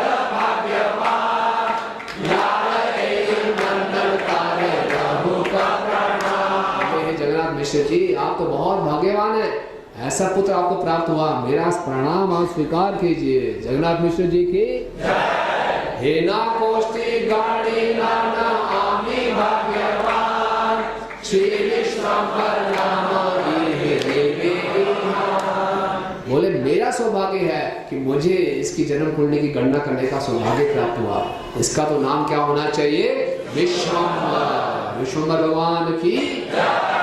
इस प्रकार से अब ये जब सुना, आप कोई माता पिता अपने बच्चे का इतना गुणगान सुनेंगे तो कैसा लगेगा। हमारे यहाँ तो खाली यही बोलते बड़ा होकर डॉक्टर बनेगा, वो इतने खुश हो जाते हैं। ये बहुत बड़ा धनवान बनेगा, IAS ऑफिसर बनेगा, इसके अंदर राजयोग लिखा है, बड़ा खुश हो जाते हैं। तो यहाँ तो कोई ऐसा नहीं, लेकिन सब बता भी देते हैं, बोले इसमें काले सर्प का भय है, ये है। फिर थोड़ा उदास हो जाते हैं। लेकिन यहाँ तो सब बढ़िया बढ़िया बता रहे हैं। तो जगन्नाथ मिश्र जी को तो आनंद की सीमा नहीं रही। बोले मैं क्या दूँ इनके पास, मैं इनको कुछ देना चाहता हूँ, लेकिन वो कह रहे थे मैं बहुत निर्धन हूँ, आपको कुछ नहीं दे सकते। तो क्या किया जगन्नाथ मिश्र जी ने, ब्राह्मण के पाँव पड़ गए और रोने लगे। और वो जो ब्राह्मण है बोले आप क्या कर रहे हैं, आप इतने भाग्यवान ऐसा पुत्र प्राप्त किया है। और जब ब्राह्मण है वो जगन्नाथ मिश्र के पांव पड़ गया और वो रोने लगा। और जब बाकी भक्तगण थे वो क्या करने लगे, हरि हरि हरि हरि। इस प्रकार से ये उनका जन्म कुंडली बनाई गई। और वहां पे देवता भी आए और देवताओं की जो भारियां थी सब की सब आ गई बंगाली महिलाओं के रूप में और घूमने लगे। और सच्ची माता देख रही है इतनी सुंदर सुंदर स्त्रियां कहाँ से आ गई नवद्वीप में। और जो अदिति माता थी उन्होंने विश्वम्बर के ऊपर अपना हाथ रखा और एक जो धान होती है उसके कुछ पत्ते रखे और बोले तुम चिर आयु हो, तुम्हारी आयु बहुत लंबी हो। सच्ची माता को बड़ा अच्छा लगा, बोले ऐसी महिला कहाँ से आई। और सभी की सभी जो देवताओं की पत्नियां थी उन्होंने सच्ची माता के चरणों की धूल सर पे लगाई। तो सच्ची माता पूछने ही चाह रही थी अब कहाँ से आए हो, लेकिन संकोच से पूछ नहीं सकी। वो शर्मा गई क्या कर रहे हैं। इस ढंग से देवताओं की स्त्रियां भी वहां पर आई। और फिर भगवान कहते हैं कि हे नारसे पाछे हाय दुखेरा प्रकाश अतएव प्रभु संन्यास। इससे पहले क्या हुआ था, जो ब्राह्मण जो थे जो जन्म कुंडली बना रहे थे तो उन्होंने ये भी देख लिया था। एक चीज उन्होंने देखी थी कि ये बच्चा आगे आगे क्या करेगा, लेकिन बोला अभी बताऊंगा तो रसाभास हो जाएगा। तो ये उसको मालूम था लेकिन उसने प्रकट नहीं बताया नहीं, है ना। तो अगर आपने जो ये सुनी है महाप्रभु का जो जन्म आपने भक्ति से सुना है तो क्या फल मिलेगा, खुश हो जाएंगे आप। चैतन्य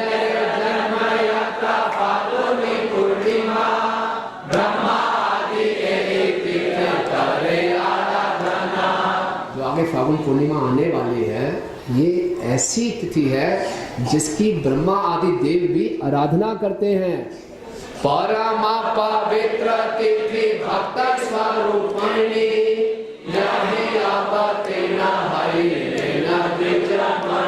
ये जो परम पवित्र तिथि है स्वयं भक्ति स्वरूपिणी है। और क्यों भक्ति स्वरूपिणी है, क्योंकि स्वयं द्विजमणि जो द्विजों के मणि है चैतन्य महाप्रभु उस पर अवतीर हुए। सर्व यात्रा मंगल दुई पुण्य तिथि सर्व शुभ लग्न अधिष्ठान तिथि। जो ये दो पुण्य तिथि है, कौन दूसरी पुण्य तिथि कौन सी होगी, पहली तो गौर पूर्णिमा, दूसरी नित्यानंद त्रयोदशी। ये जो तिथियां हैं दोनों सर्व शुभ लग्न बहुत ही शुभ तिथियां हैं। तो इसको क्या करना चाहिए, गौर चंद्र आविर्भाव सुने यही जाने काबू दुख नाही तार जननी पारे। जो गौर आविर्भाव के को सुनता है वो क्या होगा, कभी जन्म और मृत्यु के चक्कर में नहीं फंसेगा।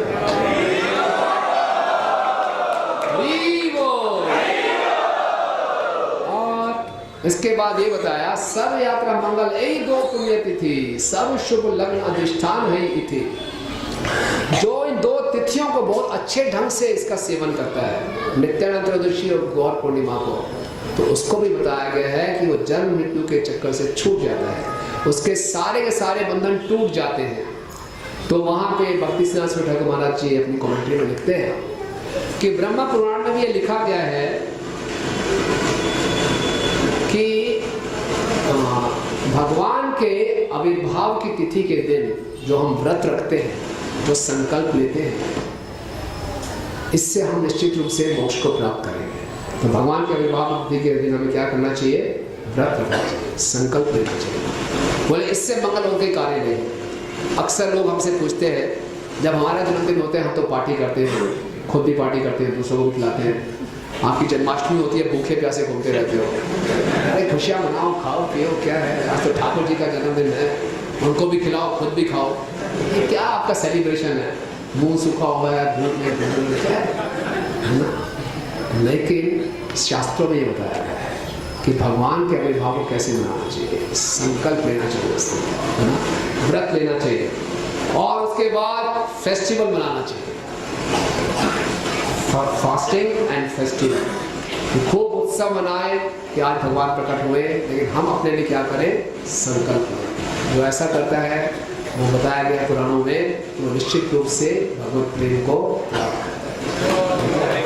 आगे आने वाली तिथि है। तो इस प्रकार से भगवान प्रकट हो जाते हैं और उनकी जन्म कुंडली भी बन जाती है। अब माता पिता का तो आनंद बढ़ता ही जा रहा है, इतना सुंदर बालक और उसको निहारते ही रहते हैं। यहाँ तक कि जो विश्व रूप उनके बड़े भाई हैं वो भी आते हैं और इस छोटे से बालक अपनी गोद में उठा लेते हैं और उसको देखकर बड़े प्रसन्न होते हैं। और क्या होता था कि आसपास के सभी सगे संबंधी और पड़ोसी आ जाते थे और निमाई पंडित को, हरे कृष्ण, ये आवाज डिस्टर्बेंस क्यों आ रही है? हरे कृष्ण, आवाज आ रही है पीछे? तो सभी लोग निमाई को घेर के खड़े हो जाते थे और सबके आकर्षण का केंद्र, सबको निमाई अपनी संतानों से ज्यादा प्रिय होते थे। इसलिए सब लोग सुबह सुबह अपने बच्चों को छोड़ के, घर को छोड़ के सच्ची माता के आंगन में आ जाते थे और छोटे से बालक को देखते ही रहते थे। देखते थे तो उससे इतना प्रेम हो जाता था तो उससे कुछ हो ना जाए। कोई देवी रक्षा के मंत्र बोलता था, कोई विष्णु रक्षा के मंत्र बोलता था, कोई सच्ची माता के आंगन की पूरी परिक्रमा करता था, बोलो सारी दिशाओं में पूरे बांध के रखता हूँ, कोई उल्टी सीधी चीज़ें ना आ जाए। तो सारे लोग घेर के खड़े रहते थे। तो निमाई क्या करते थे, निमाई ने रोना शुरू कर दिया, है ना, वहाँ रोने लगे। तो सब लोग बोले बच्चा रो रहा है। आप देखिए जो हमें बहुत प्रिय हो और वो रोए तो कैसा लगेगा आपको, है ना, बड़े परेशान हो जाएंगे, है ना। माता जी लोग जानते होंगे जब छोटा शिशु रोता है वो तो अपनी तकलीफ बता नहीं सकता कि उसको क्या हो रहा है, गर्मी लग रही है, सर्दी लग रही है, भूख लग रही है, कि पेट में दर्द हो रहा है, कोई कीड़ा काट रहा है, कुछ पता नहीं चलता। तो सब गैस करते हैं, है ना। जो वरिष्ठ महिला होती है वो बताती है उल्टा करो, मॉलिश करो, ये करो, वो करो, कुछ खिलाओ। तो यहाँ महिलाओं ने सब कुछ कर लिया, झुंझुनू दिखाया, संदेश दिखाया, ये किया, वो किया, वो चुप ही नहीं हो रहे। तो किसी ने बोला लगता है कोई ऊपरी शक्ति आ गई है ना। भगवान को पुकारा, हे हरि, सबने बोला हरि, बोला हरि हरि हरि।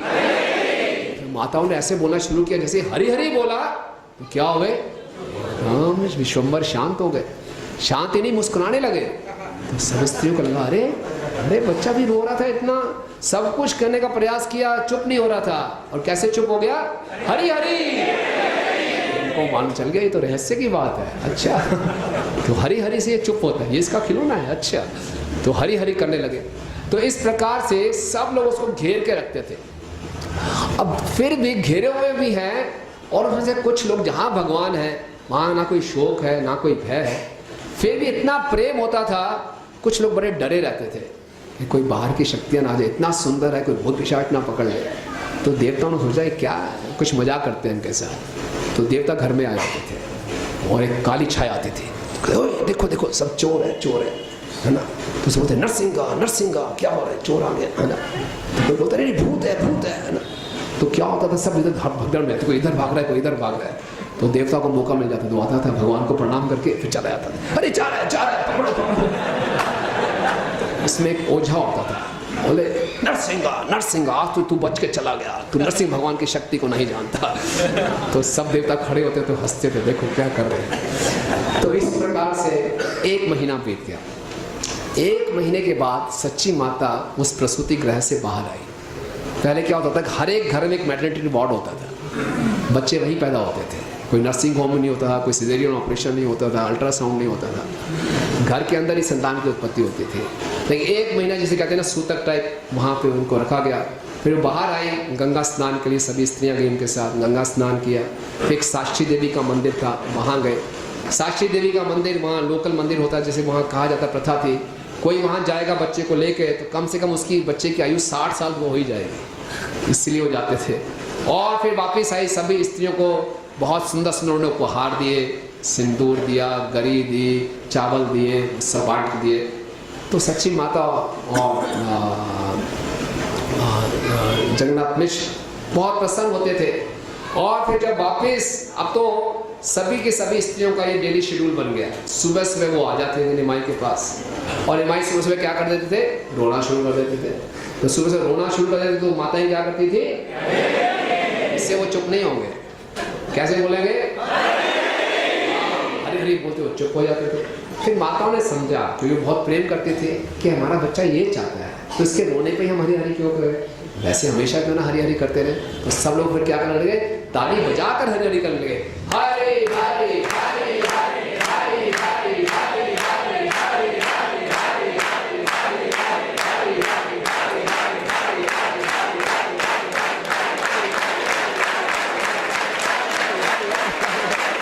क्या हो गया, जगन्नाथ मिश्र जी का घर ऐसा हो गया कि पूरा वैकुंठ धाम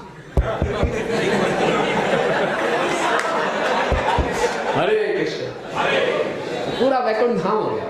जिस दिन गए थे भजन देखी ग्रह तक गोलोक भाई, तो हरी हरी हो गया, माताओं को भी आनंद मिला।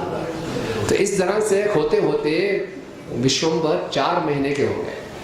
तो एक बारी उनके कक्ष में कोई भी नहीं था, तो भगवान ने क्या किया, उस कमरे में जितना भी सामान पड़ा था सब उल्टा पुल्टा कर दिया। भगवान इतने उद्दंड शिरोमणि, सारे चावल बिखेर दिए, दाल बिखेर दी, तेल घी दूध दही सब कर दिया। और इतना जोर से शोर आया, उन्होंने कहा अब माँ आने वाली है। दोबारा से जोर से रोने लगे। तो माँ ने क्या, पहले तो उठा लिया, हरी हरी बोल के उठा लिया। ये सब क्या हो गया, सारी की सारी स्त्रियाँ इकट्ठी हो गई। अरे क्या हो गया ये तो, अरे सारी दाल बिखरी हुई, चावल बिखरे हुए, तेल गिरा हुआ, दूध मक्खन सब। तो क्या हो गया, हमने सोचा ये तो कोई असुर आया होगा और असुर ने इस बालक पे आक्रमण करने का प्रयास किया होगा। ये तो हमने भगवान के मंत्रों से रक्षा की हुई है इसकी, तो इसकी रक्षा हो गई। और गुस्से में आके जब कुछ कर नहीं पाया तो ये सब करके चला गया। जगन्नाथ मिश्र भी आए, बड़े विस्मित थे, क्या है कैसे हो गया। लेकिन जैसे ही विश्वम्भर की सुंदरता को देखा, उनकी सारी चिंता दूर हो गई। अगर किसी साधारण घर में ये हो तो बेचारा माथा पकड़ के बैठ जाएगा, इतना नुकसान हो गया। और जगन्नाथ मिश्र बहुत धनी नहीं थे, बताया कि बड़े दरिद्र थे वो, तो सारा सामान उल्टा दिया। लेकिन बच्चे को सुंदर चेहरे को देखकर मुस्कुरा रहा था, गौरांग तो मुस्कुरा रहे थे, तो फिर बड़े उनके सारे के सारे कष्ट दूर हो गए। तो जब 4 महीने हो गए तो अब उत्सव आता है नामकरण का। तो नामकरण करने के लिए नीलांबर चक्रवर्ती आए, बड़े बड़े विद्वान पंडित आए और सभी स्त्रियां सज धज के आई। जैसे कि नामकरण में होता है, स्त्रियां बोलने लगे ये नाम रखना है, पुरुष बोलने लगे ये नाम नहीं रखना, ये नाम रखना है। तो स्त्री ने कहा, देख सच्ची देवी, तुम्हारी पहले 8 लड़कियां हुई थी और 8 की 8 मर गए, तो ये इसका जीवन लंबा हो, ये नाम मरे तो इसका नाम क्या रखेंगे, निमाय। निमाय जो कि नाम मरे। दूसरा कारण ये है कि जो नीम के पेड़ के नीचे जिनका प्रकट्य हुआ उनका नाम पड़ा निमाय। तो पुरुष जो थे विद्वान नीलांबर चक्रवर्ती ने सोचा अच्छा ठीक है। फिर उन्होंने बोला जब से ये बालक प्रकट हुआ है तब से आसपास के क्षेत्रों में जो भी अकाल था वो दूर हो गया और किसान लोगों को बहुत वर्षा प्राप्त हुई। तो भक्ति सिद्धांत सोढ़ा कुमार जी लिखते हैं कि जैसे कि भक्ति रूपी बादलों से प्रेम की वर्षा हो रही हो, और वो प्रेम की जो वर्षा किस खेत पे गिर रही है, इस बद्ध जीव के संतप्त हृदय पे गिर रही है और भक्ति अंकुरित हो रही है। ऐसा तो बोले जिस प्रकार से नारायण ने पूरी पृथ्वी को उठाकर वराह रूप में पृथ्वी का पालन किया, और इस बालक ने भी अपने ये सब जगह सारा अकाल दूर हुआ और ये सबका पालन करेगा, इसलिए इसका नाम क्या रखना चाहिए, विश्वम्भर। और इसकी जन्म कुंडली में भी यही नाम आया है, उसका नाम क्या रखा गया, विश्वम्भर। तो ये निर्धारित हुआ कि विश्वम्भर इनका मुख्य नाम होगा और निमाई इनका गॉड नाम होगा। तो इस प्रकार से अब निमाई को सब लोग विश्वम्भर को बोल लगे, तेरा नाम विश्वम्भर है, गोद में उठा के घूमने लगे सब। जब गोद में उठाए, जब कोई गोद में उठाता था उसकी इच्छा ही नहीं होती थी वापिस रखे, तो विश्वम्भर फिर लीला करते थे। जब गोद में होते थे फिर रोना शुरू कर देते थे। तब तो स्त्रियों को मालूम है क्या करना है, सब क्या करती थी, घेर के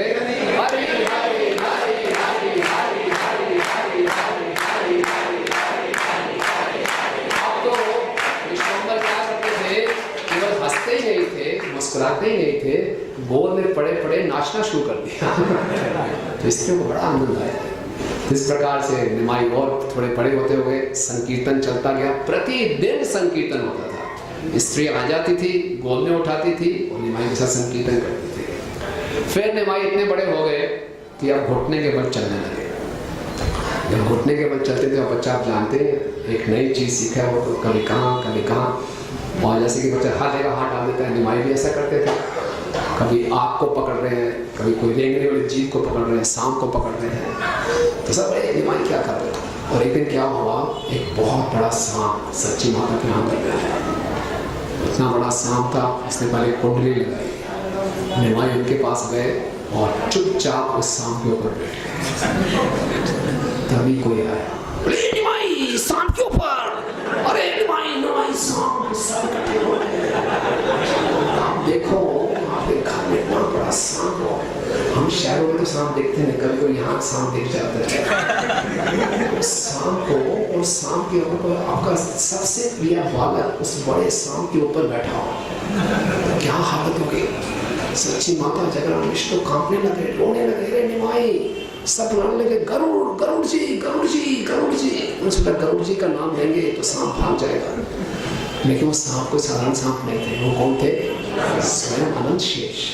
उन्होंने बोला, रे मेरे स्वामी के बहुत कष्ट में है, ऐसा क्या आनंद लेना। वो तो भगवान की सेवा करने आए थे, वो चुपचाप खिसक गए। वो निकल रहे थे तो निमाई फिर उनके पीछे पीछे भाग रहे थे, लेकिन एक उठा के लाए सब और उसको चूमा।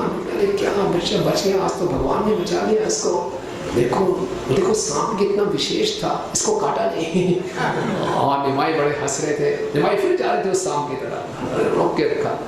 तो इस प्रकार से ये लीला होती है और इसके बारे में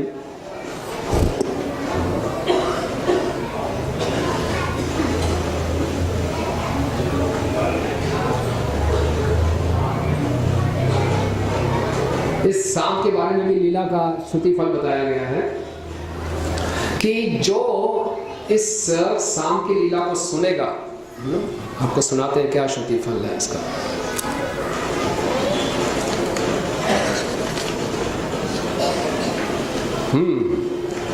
भक्ति करी यही सब वेद गोप्य सुने, संसार भुजंग तारे नाकारे लंघने। जो भी इस गोप्य विषय को सुनता है भक्ति के साथ, उसको दोबारा इस भौतिक अस्तित्व का सांप नहीं काटेगा। और इसकी टीका में भक्ति सिद्धांत ठाकुर महाराज लिख रहे हैं कि भौतिक अस्तित्व का सांप क्या है? हमारी भोगने की प्रवृत्ति। जब हम अपने आप को कृष्ण दास नहीं समझते, अपने आप को भोक्ता समझते हैं, तो इस संसार में भोग करने का प्रयास करते हैं, तो उस जन्म मृत्यु के चक्कर में फंस जाते हैं। लेकिन कोई भक्ति से बार बार इस लीला को सुनेगा तो क्या होगा? वो इस भौतिक अस्तित्व के सर्प के कटने से बच जाएगा। निमाई महाप्रभु की। तो इसके बाद भगवान जब घुटनों के बल चलना शुरू करते हैं तो थोड़े और बड़े हो जाते हैं। जब थोड़े और बड़े हो जाते हैं उनकी सुंदरता भी साथ साथ और निखर के आती है और अब भगवान चलना शुरू कर देते हैं। तो बताया गया तो कितनी सुंदरता थी उनकी। सहज अरुण गौर देहा मनोहर, विशेष अंगुली कर चरण सुंदर। उनका जो उनके चरण इतने लाल थे, जब वो चलते थे तो उनकी माता को लगता था अरे पांव से खून निकल रहा है क्या, इतने लाल। देखी सची जगन्नाथ बड़े विस्मय, निर्धन तथा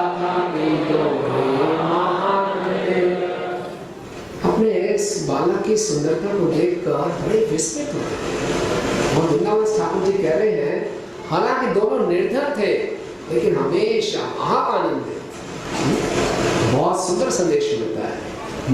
इस संसार के धन से आनंद नहीं मिल सकता, भगवान के प्रेम में ही आनंद है। हालांकि वो निर्धन थे लेकिन अपने बालक की बढ़ती हुई सुंदरता को देखकर बड़े विस्मित होते थे। और विस्मित होकर क्या करते थे? काना कानी करे तोहे निर्जने बसिया, कौना महापुरुष का जन्मी तलासिया। आपस में काना कानी करते थे, काना फूसी करते थे। क्या है? कौन है बच्चा है? कोई महापुरुष नहीं, इसके लक्षण तो सदान महाराज जैसे हैं। कितना सुंदर है, कैसे पाँव है, कैसे अंग है, और ऐसा कोई बालक देखा है आपने जो हमेशा ही संकीर्तन करता हो? तो फिर क्या होता था, इतना संकीर्तन करते थे, अब वो चलना शुरू हो गए तो कार्यक्रम तो वही चल रहा है, डेली मॉर्निंग प्रोग्राम तो वही होता था। सभी की सभी माता जी आ जाती थी और वो क्या करती थी, हरि बोल हरि बोल हरि बोल हरि बोल हरि बोल हरि बोल हरि बोल हरि बोल हरि बोल हरि बोल हरि बोल हरि बोल हरि बोल और फिर क्या होता था, गौरांग महाप्रभु इतने प्रसन्न हो जाते थे, इतने प्रसन्न होते थे कि नाचना शुरू कर देते थे। अब तो नाच रहे, जैसे आपने वो चित्र देखा था,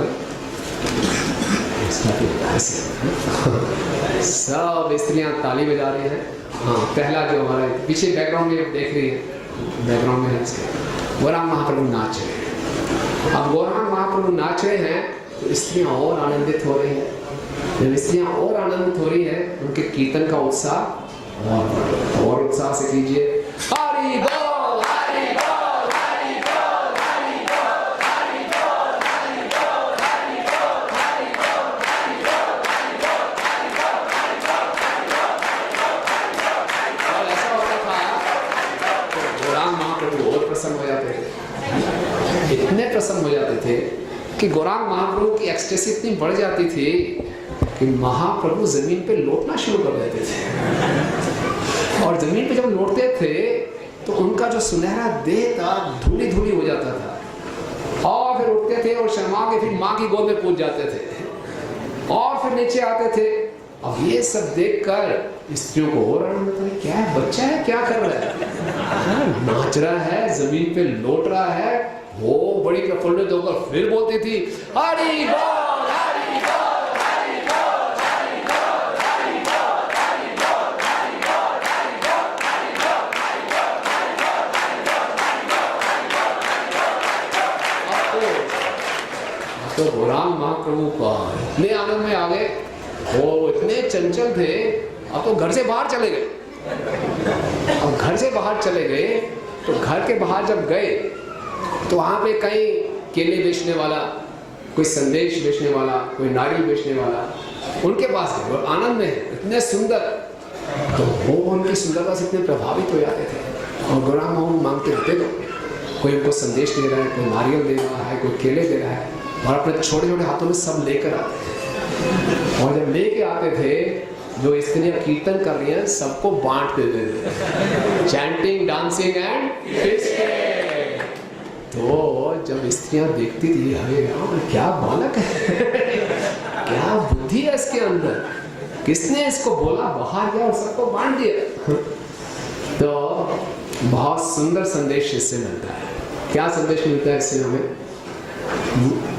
कि जब हम सब मिलकर कीर्तन करते हैं तो गौरांग महाप्रभु बहुत प्रसन्न होते हैं, बहुत प्रसन्न होते हैं। और जब गौरांग महाप्रभु प्रसन्न होते हैं तो फिर अपने भक्तों का विशेष ध्यान रखते हैं।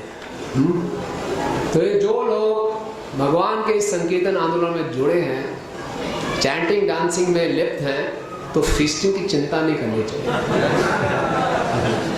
इसलिए नहीं मांगता कि फीस्टिंग दीजिए, प्रसाद कब मिलेगा, अपने आप गौरांग महाप्रभु जा रहे हैं और प्रसाद लेके आओ। वंडरफुल। तो और कई बार उल्टा भी देखा है, कई लोग खाली फीस्टिंग में होते और कोई फीस्टिंग में भी है, तभी महाप्रभु क्या करते हैं, उसे फिर चैंटिंग डांसिंग करवा लेते हैं। तो इसमें कुछ घटनाएं याद आ रही थी, अभी पीछे वंशीवर्धन प्रभु आए थे तो शेयर कर रहे थे कि कैसे जीवन के हर परिस्थिति में अगर भक्त चैंटिंग डांसिंग करता है तो भगवान कितने प्रसन्न होते हैं। तो बता रहे थे कि अभी राधा रास बिहारी मंदिर के 40वीं वर्षगांठ थी और वहाँ श्रील प्रभुपाद की, तो वहाँ पे बहुत से प्रभुपाद जी के शिष्यगण आए और इस्कॉन जुहू में क्या क्या घटा उसके ऊपर उन्होंने अपने अपने एक्सपीरियंसेस शेयर किए। तो उसमें एक श्रील प्रभुपाद जी के शिष्य हैं महाबोधि प्रभु, तो बहुत ही रोमांचक अनुभव वो शेयर कर रहे थे। तो कह रहे थे कि अर्ली 80s में प्रभुपाद जी के तिरोभाव के बाद एक बहुत ही जबरदस्त घटना घटी जुहू मंदिर में कि एक बार ये जुहू मंदिर में एक बहुत बड़ा इंडस्ट्रियलिस्ट, एक बहुत बड़ा रिच व्यक्ति आया दर्शन करने के लिए, अपने जूते से बाहर उतारे और दर्शन करने चला गया। तभी एक वहाँ पे एक जूता चोर आ गया, उसने वही जूते उठा लिए और वो भाग रहा था। तो उसको सिक्योरिटी गार्ड ने पकड़ लिया for a check. Security guard ने पकड़ लिया, उसको पकड़ा, वो दूसरे सिक्योरिटी गार्ड के पास गया, क्या करना चाहिए इसका, इतने महंगे जूते लेके जा रहा है। उसने बोला ऐसा करते हैं, जो मालिक बाहर निकलेगा उसी से पूछेंगे क्या करना चाहिए इसका। कुछ समय के बाद दर्शन करने के बाद वो व्यक्ति बाहर आया तो बोला देखो जी ऐसे ऐसे हो गया, ये व्यक्ति आपके जूते चुरा रहा था। अच्छा, जूते चुरा रहा था? तो बोले क्या करना चाहिए इसके साथ, जो आप कहेंगे वही करेंगे जिससे आपकी संतुष्टि हो। तो मैं बोला इसके तो गले में जूतों का हार डालना चाहिए और पूरे शहर में घुमाना चाहिए। बोले ठीक है यही करेंगे। तो पुरानी चप्पलें जूते पड़ी थी, सब कुछ हाथ से हार बनानी, जल्दी से उसको डाल दिया। अब उसके साथियों को आसपास के कॉलोनी में रहते थे, सबको खबर मिल गई, सब वहाँ इकट्ठे हुए और बड़ा शोर शराबा मच गया, लड़ाई झगड़ा शुरू हो गया। महाबुद्धि प्रभु उस समय जय श्री श्री राधा राधिका रमन कृष्ण बलराम जगन्नाथ बलदेव सुभद्रा महारानी की। महाबुद्धि प्रभु उस समय टेम्पल मैनेजर होते थे, तो बोला बाहर शोर शराबा क्यों मच रहा है। वो आए तो कैसे झगड़ा वगड़ा चल रहा है, तो वहाँ चौकीदार को बोला और व्यक्ति बोला चलो मेरे साथ चलो अंदर बैठ के बात करेंगे, झगड़े में कुछ सुलझना था नहीं। तो वो आगे आगे चल रहे थे, पीछे वो सोच रहे थे कि पीछे लोग आएंगे, तभी उनको जोर से एक आवाज़ आई, ऐसी आवाज़ आई जैसे कि नारियल फट गया हो, नारियल गिरा हो। और पीछे मुड़ के देखा तो मैं क्या देखा कि सिक्योरिटी गार्ड के हाथ में एक लोहे की छड़ी है और वो जो व्यक्ति था, चोर था, उसकी पूरी खोपड़ी तोड़ दी, टूट गई। इतनी जोर से आवाज आई। हुआ क्या कि वो जो उसके साथी आए थे वो सिक्योरिटी गार्ड पे आक्रमण कर रहे थे, अपने बचाव में इसके ऊपर आक्रमण हो गया और इसका तो नहीं मर गया, तो बहुत शोर मच गया वहाँ पे। पुलिस आ गई, पुलिस महाबुद्धि प्रभु को सिक्योरिटी गार्ड पकड़ के ले गई अंदर। और तभी ये जो लोग थे, कोई जान पहचान थी, वही व्यक्ति थे मिस्टर महापात्र, जो कि मिस्टर एन के बड़े नज़दीकी थे। तो उन्होंने बोला ये अच्छा मौका है, स्वामी जी चले गए हैं, ये विदेशी लोग हैं, अब ये दोबारा से जमीन हम हथिया सकते हैं।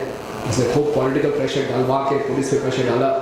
पुलिस आई, जितने भी वरिष्ठ मैनेजर थे सबका बोला चलो आपसे कुछ आपकी स्टेटमेंट लेनी है, जेल चलो। तो 15 से 20 जो भक्त थे उनको जेल में ले गए थे। बोले अभी आपकी स्टेटमेंट नोट करते हैं। स्टेटमेंट नोट करने में चक्कर में क्या उनको वहीं बंद कर दिया। जब बंद कर दिया तो महाबुद्धि प्रभु बड़े बुद्धिमान थे, उन्होंने क्या किया, इनको मालूम था कि सब लोग आएंगे, पीछे से पुलिस कुछ करेगी। वो जो सेल उन्होंने खाली करवा लिया, एक ही सेल में सारे भक्त लोग इकट्ठे हो गए।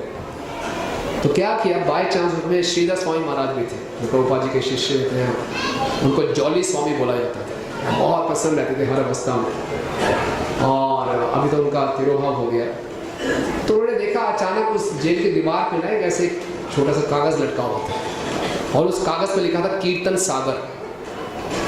उनको हिंदी में पढ़ना नहीं आता था, लेकिन एक भक्त अमोघ लीला उस समय की, उन्होंने हिंदुस्तान में अमोघ ये लिखा है कीर्तन सागर। अरे वाह, बहुत एप्रोप्रिएट नाम है, तो कीर्तन ही करना चाहिए। तो भक्तों ने वहाँ कीर्तन शुरू कर दिया, हरे कृष्णा कृष्णा कृष्णा हरे हरे, हरे राम राम राम हरे हरे। तो कीर्तन शुरू कर दिया, तो कीर्तन हो रहा है, तो फिर आरती का समय हो गया। बोला ठीक है, भक्त लोग ऐसे मानसिक रूप से, किसने शंख बजाया, किसी ने अगरबत्ती दिखाना से शुरू किया, पूरी आरती की, और फिर आरती की प्लेट ले जा रहे हैं, सब लोग ऐसे ऐसे कर रहे हैं, क्या हो रहा है। और पुलिस वाले उसको भी दिखा रहे हैं, वो भी ऐसे कर रहे थे, ऐसे ही चल रहा है। फिर आरती के कुछ आरती कर रहे हैं, कोई नाच रहा है, कोई कीर्तन कर रहा है, पुलिस वाले बड़े परेशान। उसके बाद बोला टाइम वाले सब जेल वालों के लिए वो आ गया, वहाँ खाना बांटते हैं। हम तो खाना खाएंगे नहीं, बोले क्या खाओगे, बोले हम तो खाते नहीं, तो प्रसाद लेते हैं, यही मिले, बोले हम तो लेंगे नहीं। पुलिस वालों को डर हो गया, वैसे विदेशी लोग हैं और कुछ खाने को नहीं दिया, कुछ गड़बड़ हो गई, बोले ठीक है इनके लिए प्रसाद अलाउ कर देते हैं। तो 15-20 लोगों के लिए प्रसाद आना शुरू हो गया मंदिर से। अब रोज का ही रूटीन बन गया, रोज सुबह मंगल आरती होती थी, ऐसे ऐसे ही करते थे, ऐसे ही सब करते थे। और वो इतना बन गया कि अब पुलिस वाले भी अगर उस कमरे में आ रहे हैं, सेल में आ रहे हैं, जूते बाहर उतार के आते थे। और रोज हो रहे, उनको 15 दिन तक हिरासत में रखा गया। 15 दिन हिरासत में रोज ऐसे ही हो रहा है। टाइम पे आरती हो रही है, टाइम पे भागवतम क्लास हो रही है, कीर्तन हो रहा है, सब हो रहा है, कीर्तन सागर है, और सारे पुलिस वाले। अब जब प्रसाद था, पहले 15-20 लोगों के लिए आता था, थोड़ा बच जाता था प्रसाद, तो अक्सर ऐसे ही होता है, कुछ बचता ही है, तो आसपास के लोगों को खिला दिया, बोले थोड़ा और मंगवा लो फिर। तो सारे जेल में अब प्रसाद बंटने लगा, पुलिस वाले भी प्रसाद पा रहे हैं, सब प्रसाद पा रहे हैं, लगी नहीं रहा जेल में, लगता पूरी मंदिर में। देखिए कैसे हुआ। इस परिस्थिति में भी उन्होंने क्या किया, कीर्तन, भगवान की शरण में। तो जीवन में कुछ भी हो जाए, इसको नहीं छोड़ना। हम लोग क्या करते हैं, जीवन में कुछ भी हो जाए, सबसे पहले इसको छोड़ते हैं, बोलते पहले इसको एडजस्ट करूं फिर इसको करूंगा। इन भक्तों में इतना संकट आया, उन्होंने क्या किया, किसकी शरण ली, हरे कृष्णा कृष्णा कृष्णा हरे हरे, हरे राम राम राम हरे। फिर क्या होगा, 15 दिन के बाद भक्त वापिस आ गए। महाबुद्धि प्रभु उस गार्ड को सेंट्रल जेल में शिफ्ट कर दिया। अब सेंट्रल जेल में महाबुद्धि उनके ऊपर केस चलता रहा। महाबुद्धि प्रभु 1 साल तक रहे। वो थे अमेरिकन, एक गार्ड था बंगाली। तो फिर वो कहते वही रूटीन फॉलो कर दिया, सेंट्रल जेल में यही शुरू कर दिया। वहाँ सक्सेस मिल गई उनको, पिछले जेल में वही करते थे, ऐसे आरती करते थे, सब आरती लेते थे और कीर्तन करते थे और प्रसाद तो पाएंगे, हम तो प्रसाद ही पाएंगे। और फिर मंदिर से प्रसाद आता था। अब 2 लोगों में प्रसाद क्या आएगा, छोड़ के लिए भी आने लगा। बाकी जो जेल के साथ थे तो उनको भी प्रसाद मिलने लगा, वो भी कीर्तन में भाग लेने लगे। और महाबुद्धि प्रभु रोज भागवतम क्लास देते थे जेल में बैठ के। अब भागवतम क्लास दे रहे हैं इंग्लिश में भागवतम क्लास दे रहे हैं। अब उसको ज्यादातर कैदी जानते हैं हिंदी, और ट्रांसलेटर कौन था, बंगाली। उसको इंग्लिश आती नहीं थी, तो थोड़ी बहुत रह के जो सीख गया था, तो पता नहीं क्या ट्रांसलेट करता होगा, वो ट्रांसलेट करता था, बाकी लोग सुनते थे, उसी में उनका शुद्धिकरण हो गया। और ये चलते 1 साल ऐसे निकाल दिया महाबुद्धि को। उसके बाद ये तो वापस चले गए मंदिर। और ये जो गार्ड था, इसकी थी लंबी सजा। अब बोला ये चले गए, लेकिन प्रोग्राम कंटिन्यू रखा गार्ड ने, गार्ड क्लास देने लगा।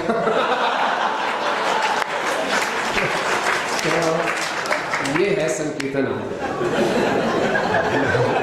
जब ये सुना, सो मच फेथ गिविंग, ना इससे हमारी श्रद्धा बढ़ती है कि इस हरिनाम में इतनी शक्ति है। और ऐसी विपरीत परिस्थितियों में भी उन्होंने क्या किया, हरिनाम की शरण ली। तो महाप्रभु क्यों प्रसन्न नहीं होंगे। तो सब स्त्रियों ने मिलकर गौरांग महाप्रभु की प्रसन्नता के लिए कीर्तन किया। महाप्रभु एक्सटेसी में लौट रहे जमीन पे, और उन सबको वो रेसिप्रोकेट क्या कर रहे हैं, सबको संदेश बांट रहे हैं, नारियल बांट रहे हैं, केला बांट रहे हैं। तो चाहिए ये गाते हैं, बहुत सुंदर भजन है। सुंदर लाला शचिर दुलारा, नाचत श्री हरि कीर्तन में।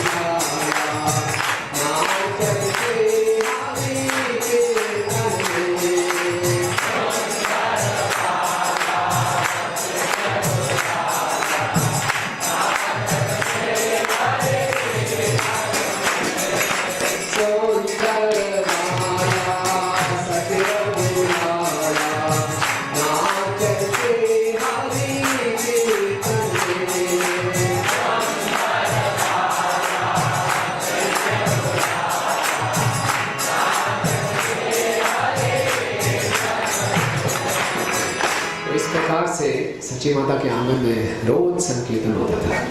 और अब क्योंकि निमाई पंडित ने, निमाई गौरांग महाप्रभु ने चलना शुरू कर दिया, और जब बच्चे चलते हैं तो आप जानते हैं कहीं भी बाहर निकल जाएंगे। और क्या करते थे गौरांग महाप्रभु? पड़ोसियों के घर में चले जाते थे, और पड़ोसियों के घर में जाकर क्या करते थे? चोरी करते थे। जो भी चावल मिला, मूढ़ी मिला, खा गए, दूध संदेश खा गए, कुछ नहीं मिला तो बर्तन तोड़ के आ गए, और कुछ नहीं, अगर पसंद नहीं आया तो वहाँ के जो बच्चे सो रहे थे उनको रुला के आ जाते थे। बड़े परेशान होते थे। और कोई पकड़ने भागता था तो जोर से भाग जाते थे, और कोई बाई चांस पकड़ लेता था तो एक दिन अपने रंग बदल देते थे, उसके पाँव में पड़ जाते थे, माफ़ी मांगते थे रो रो कर, मैं कृपया करके मुझे क्षमा कर दो, क्षमा कर दो। उनका हृदय इतना पिघल जाता है, बालक है क्या है, चंचल ऐसे माफ़ी मांग रहा है, लेकिन सबके हृदय में इतना प्रेम होता था, उनको बुरा नहीं लगता था, उनको बहुत आनंद आता था। कोई हमारे घर में आए, हमारे फ्रिज से कोई सामान निकल के भाग जाए तो कैसा लगेगा? हमारे घर का सामान तोड़ के चला जाए तो बहुत गुस्सा करेंगे, पड़ोसियों में लड़ाई झगड़े हो जाते हैं, किसी के बच्चे को हम थप्पड़ मार के आ जाए तो लड़ाई झगड़े हो जाएंगे, लेकिन उनको बहुत प्रेम आता था। तो इस प्रकार से खूब चले जाते थे, रात हो, दिन हो, दोपहर हो, कहीं भी निकल जाते थे। तो एक बारी सच्ची माता ने इनको बहुत सजाया, सुंदर सुंदर आभूषण डाले, नुपुर डाले, कंगन डाले, बाजू बंद, कमर बंद, और निमाई निकल गए घूमने, मार्केट में चले गए, गंगा के तट पे जाते जाते मार्केट में चले गए। वहाँ पे दो चोर थे, उन्होंने बोले वाह आज तो बहुत बढ़िया है, ये बालक अकेला घूम रहा है, चलो ये तो बहुत बढ़िया बात होगी। तो दो चोर मुस्कुराते हुए बालक में, अरे बेटा कैसे हो, कहाँ क्या घूम रहे हो, चलो घर चलो। हम निमाई तो अंतर्यामी है, बोले हाँ हाँ चलो घर चलो। तो बड़े खुश हो गए, उसको उठा लिया गोद में, ओ शाबाश चलो शाबाश, वेरी गुड, बहुत अच्छे बहुत अच्छे। अब इतनी भीड़ भाड़ थी, लाखों लोग हैं, किसी को लगा ही नहीं, शक भी नहीं हुआ कि इनका बेटा नहीं है, इतने प्रेम से। और निमाई शोर भी नहीं मचा रहे थे, कोई पराया व्यक्ति है उसके साथ तो बच्चा जाएगा नहीं, बड़े खुशी खुशी जा रहे थे। अरे बस चलो चलो, उन्होंने क्या किया, अपने कंधे में बिठा लिया। उनको लग रहा है आज तो ये बच्चा कमाल का है, इतने गहने डाले हुए, और वो भी नहीं रहा, कोई पकड़ भी नहीं रहा, तो आनंद आ गया। और दोनों ही दोनों मन से एकदम ख्याली पुलाव बनाने लगे। एक सोचा था मैं कंगन ले लूँगा, एक सोचा था मैं नुपुर लूँगा, एक सोचा था मैं बाजू बंद ले लूँगा, एक सोचा कमर बंद लूँगा। अरे आनंद आ गया, और तेजी से भाग रहे थे, बस बेटा पहुँचने वाले हैं पहुँचने वाले हैं। और एक उसको संदेश खिला गया, निमाई संदेश ले रहा, ये तो बड़ा अच्छा बच्चा है, कमाल हो गया। फिर उनका तो हृदय में लड्डू फूट रहे हैं कि बस बस बेटा पहुंचने वाले हैं, पहुंचने निमाई करें, ठीक है चलो, कंधे में बैठ के फ्री का उनको झूले झूले, और वो दूर ले आ रहे हैं, सोच रहे हैं कहीं दूर ले जाएंगे और फिर सारे के सारे गहने हार लेंगे। वो तो जा रहे हैं, लेकिन यहाँ जगन्नाथ मिश्र सच्ची माता ढूंढ रहे हैं, निमाई कहाँ है, निमाई कहाँ है, निमाई कहाँ है, विश्वम्बर निमाई, विश्वम्बर निमाई, कहीं दिख रहे हो। उनको ऐसा लग रहा है जैसे उनका जीवन चला गया हो, इतना प्रेम करते थे। विश्वनाथ वृंदावन ठाकुर जी लिख रहे हैं, ऐसा लग रहा है उनको जैसे मछली जल से बाहर आ गई हो, और जोर जोर से पुकारे थे निमाई। ऐसे नहीं, एकदम हृदय से रो रो कर, आपका प्रिय बालक चला गया, घर से मिल नहीं रहा, कैसे पुकारेंगे निमाई।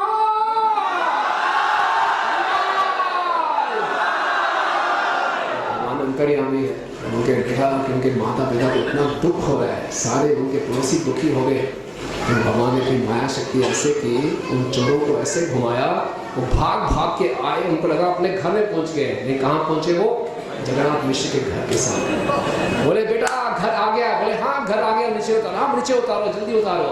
और जैसे नीचे उतारा, वो तो चोर तो बड़े उत्सुक थे, आप सारा लूट लेंगे, निमाई भाग के चले गए।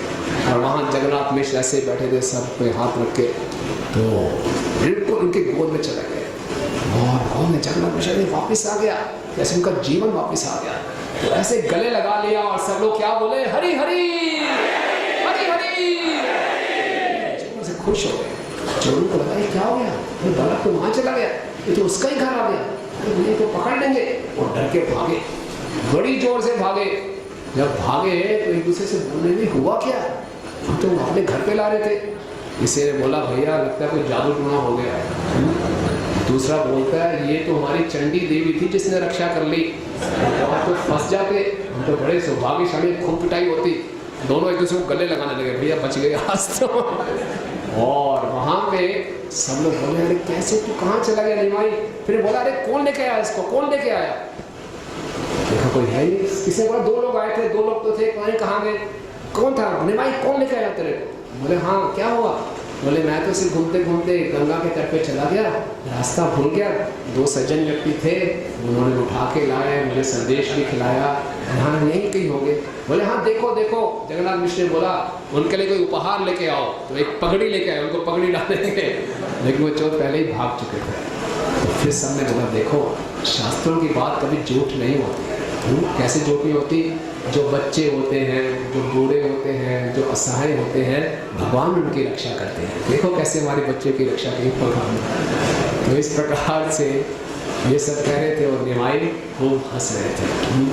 तो विश्वम्भर और निमाई बहुत सुंदर सुंदर लीलाएं सूची माता के आंगन में की, और बताते हैं जो इस आख्यान को सुनेगा उसको क्या प्राप्त होगा।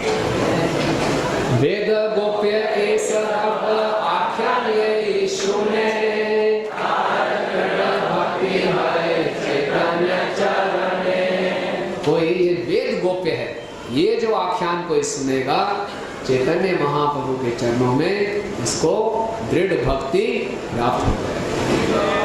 चैतन्य महाप्रभु की, राम महाप्रभु की,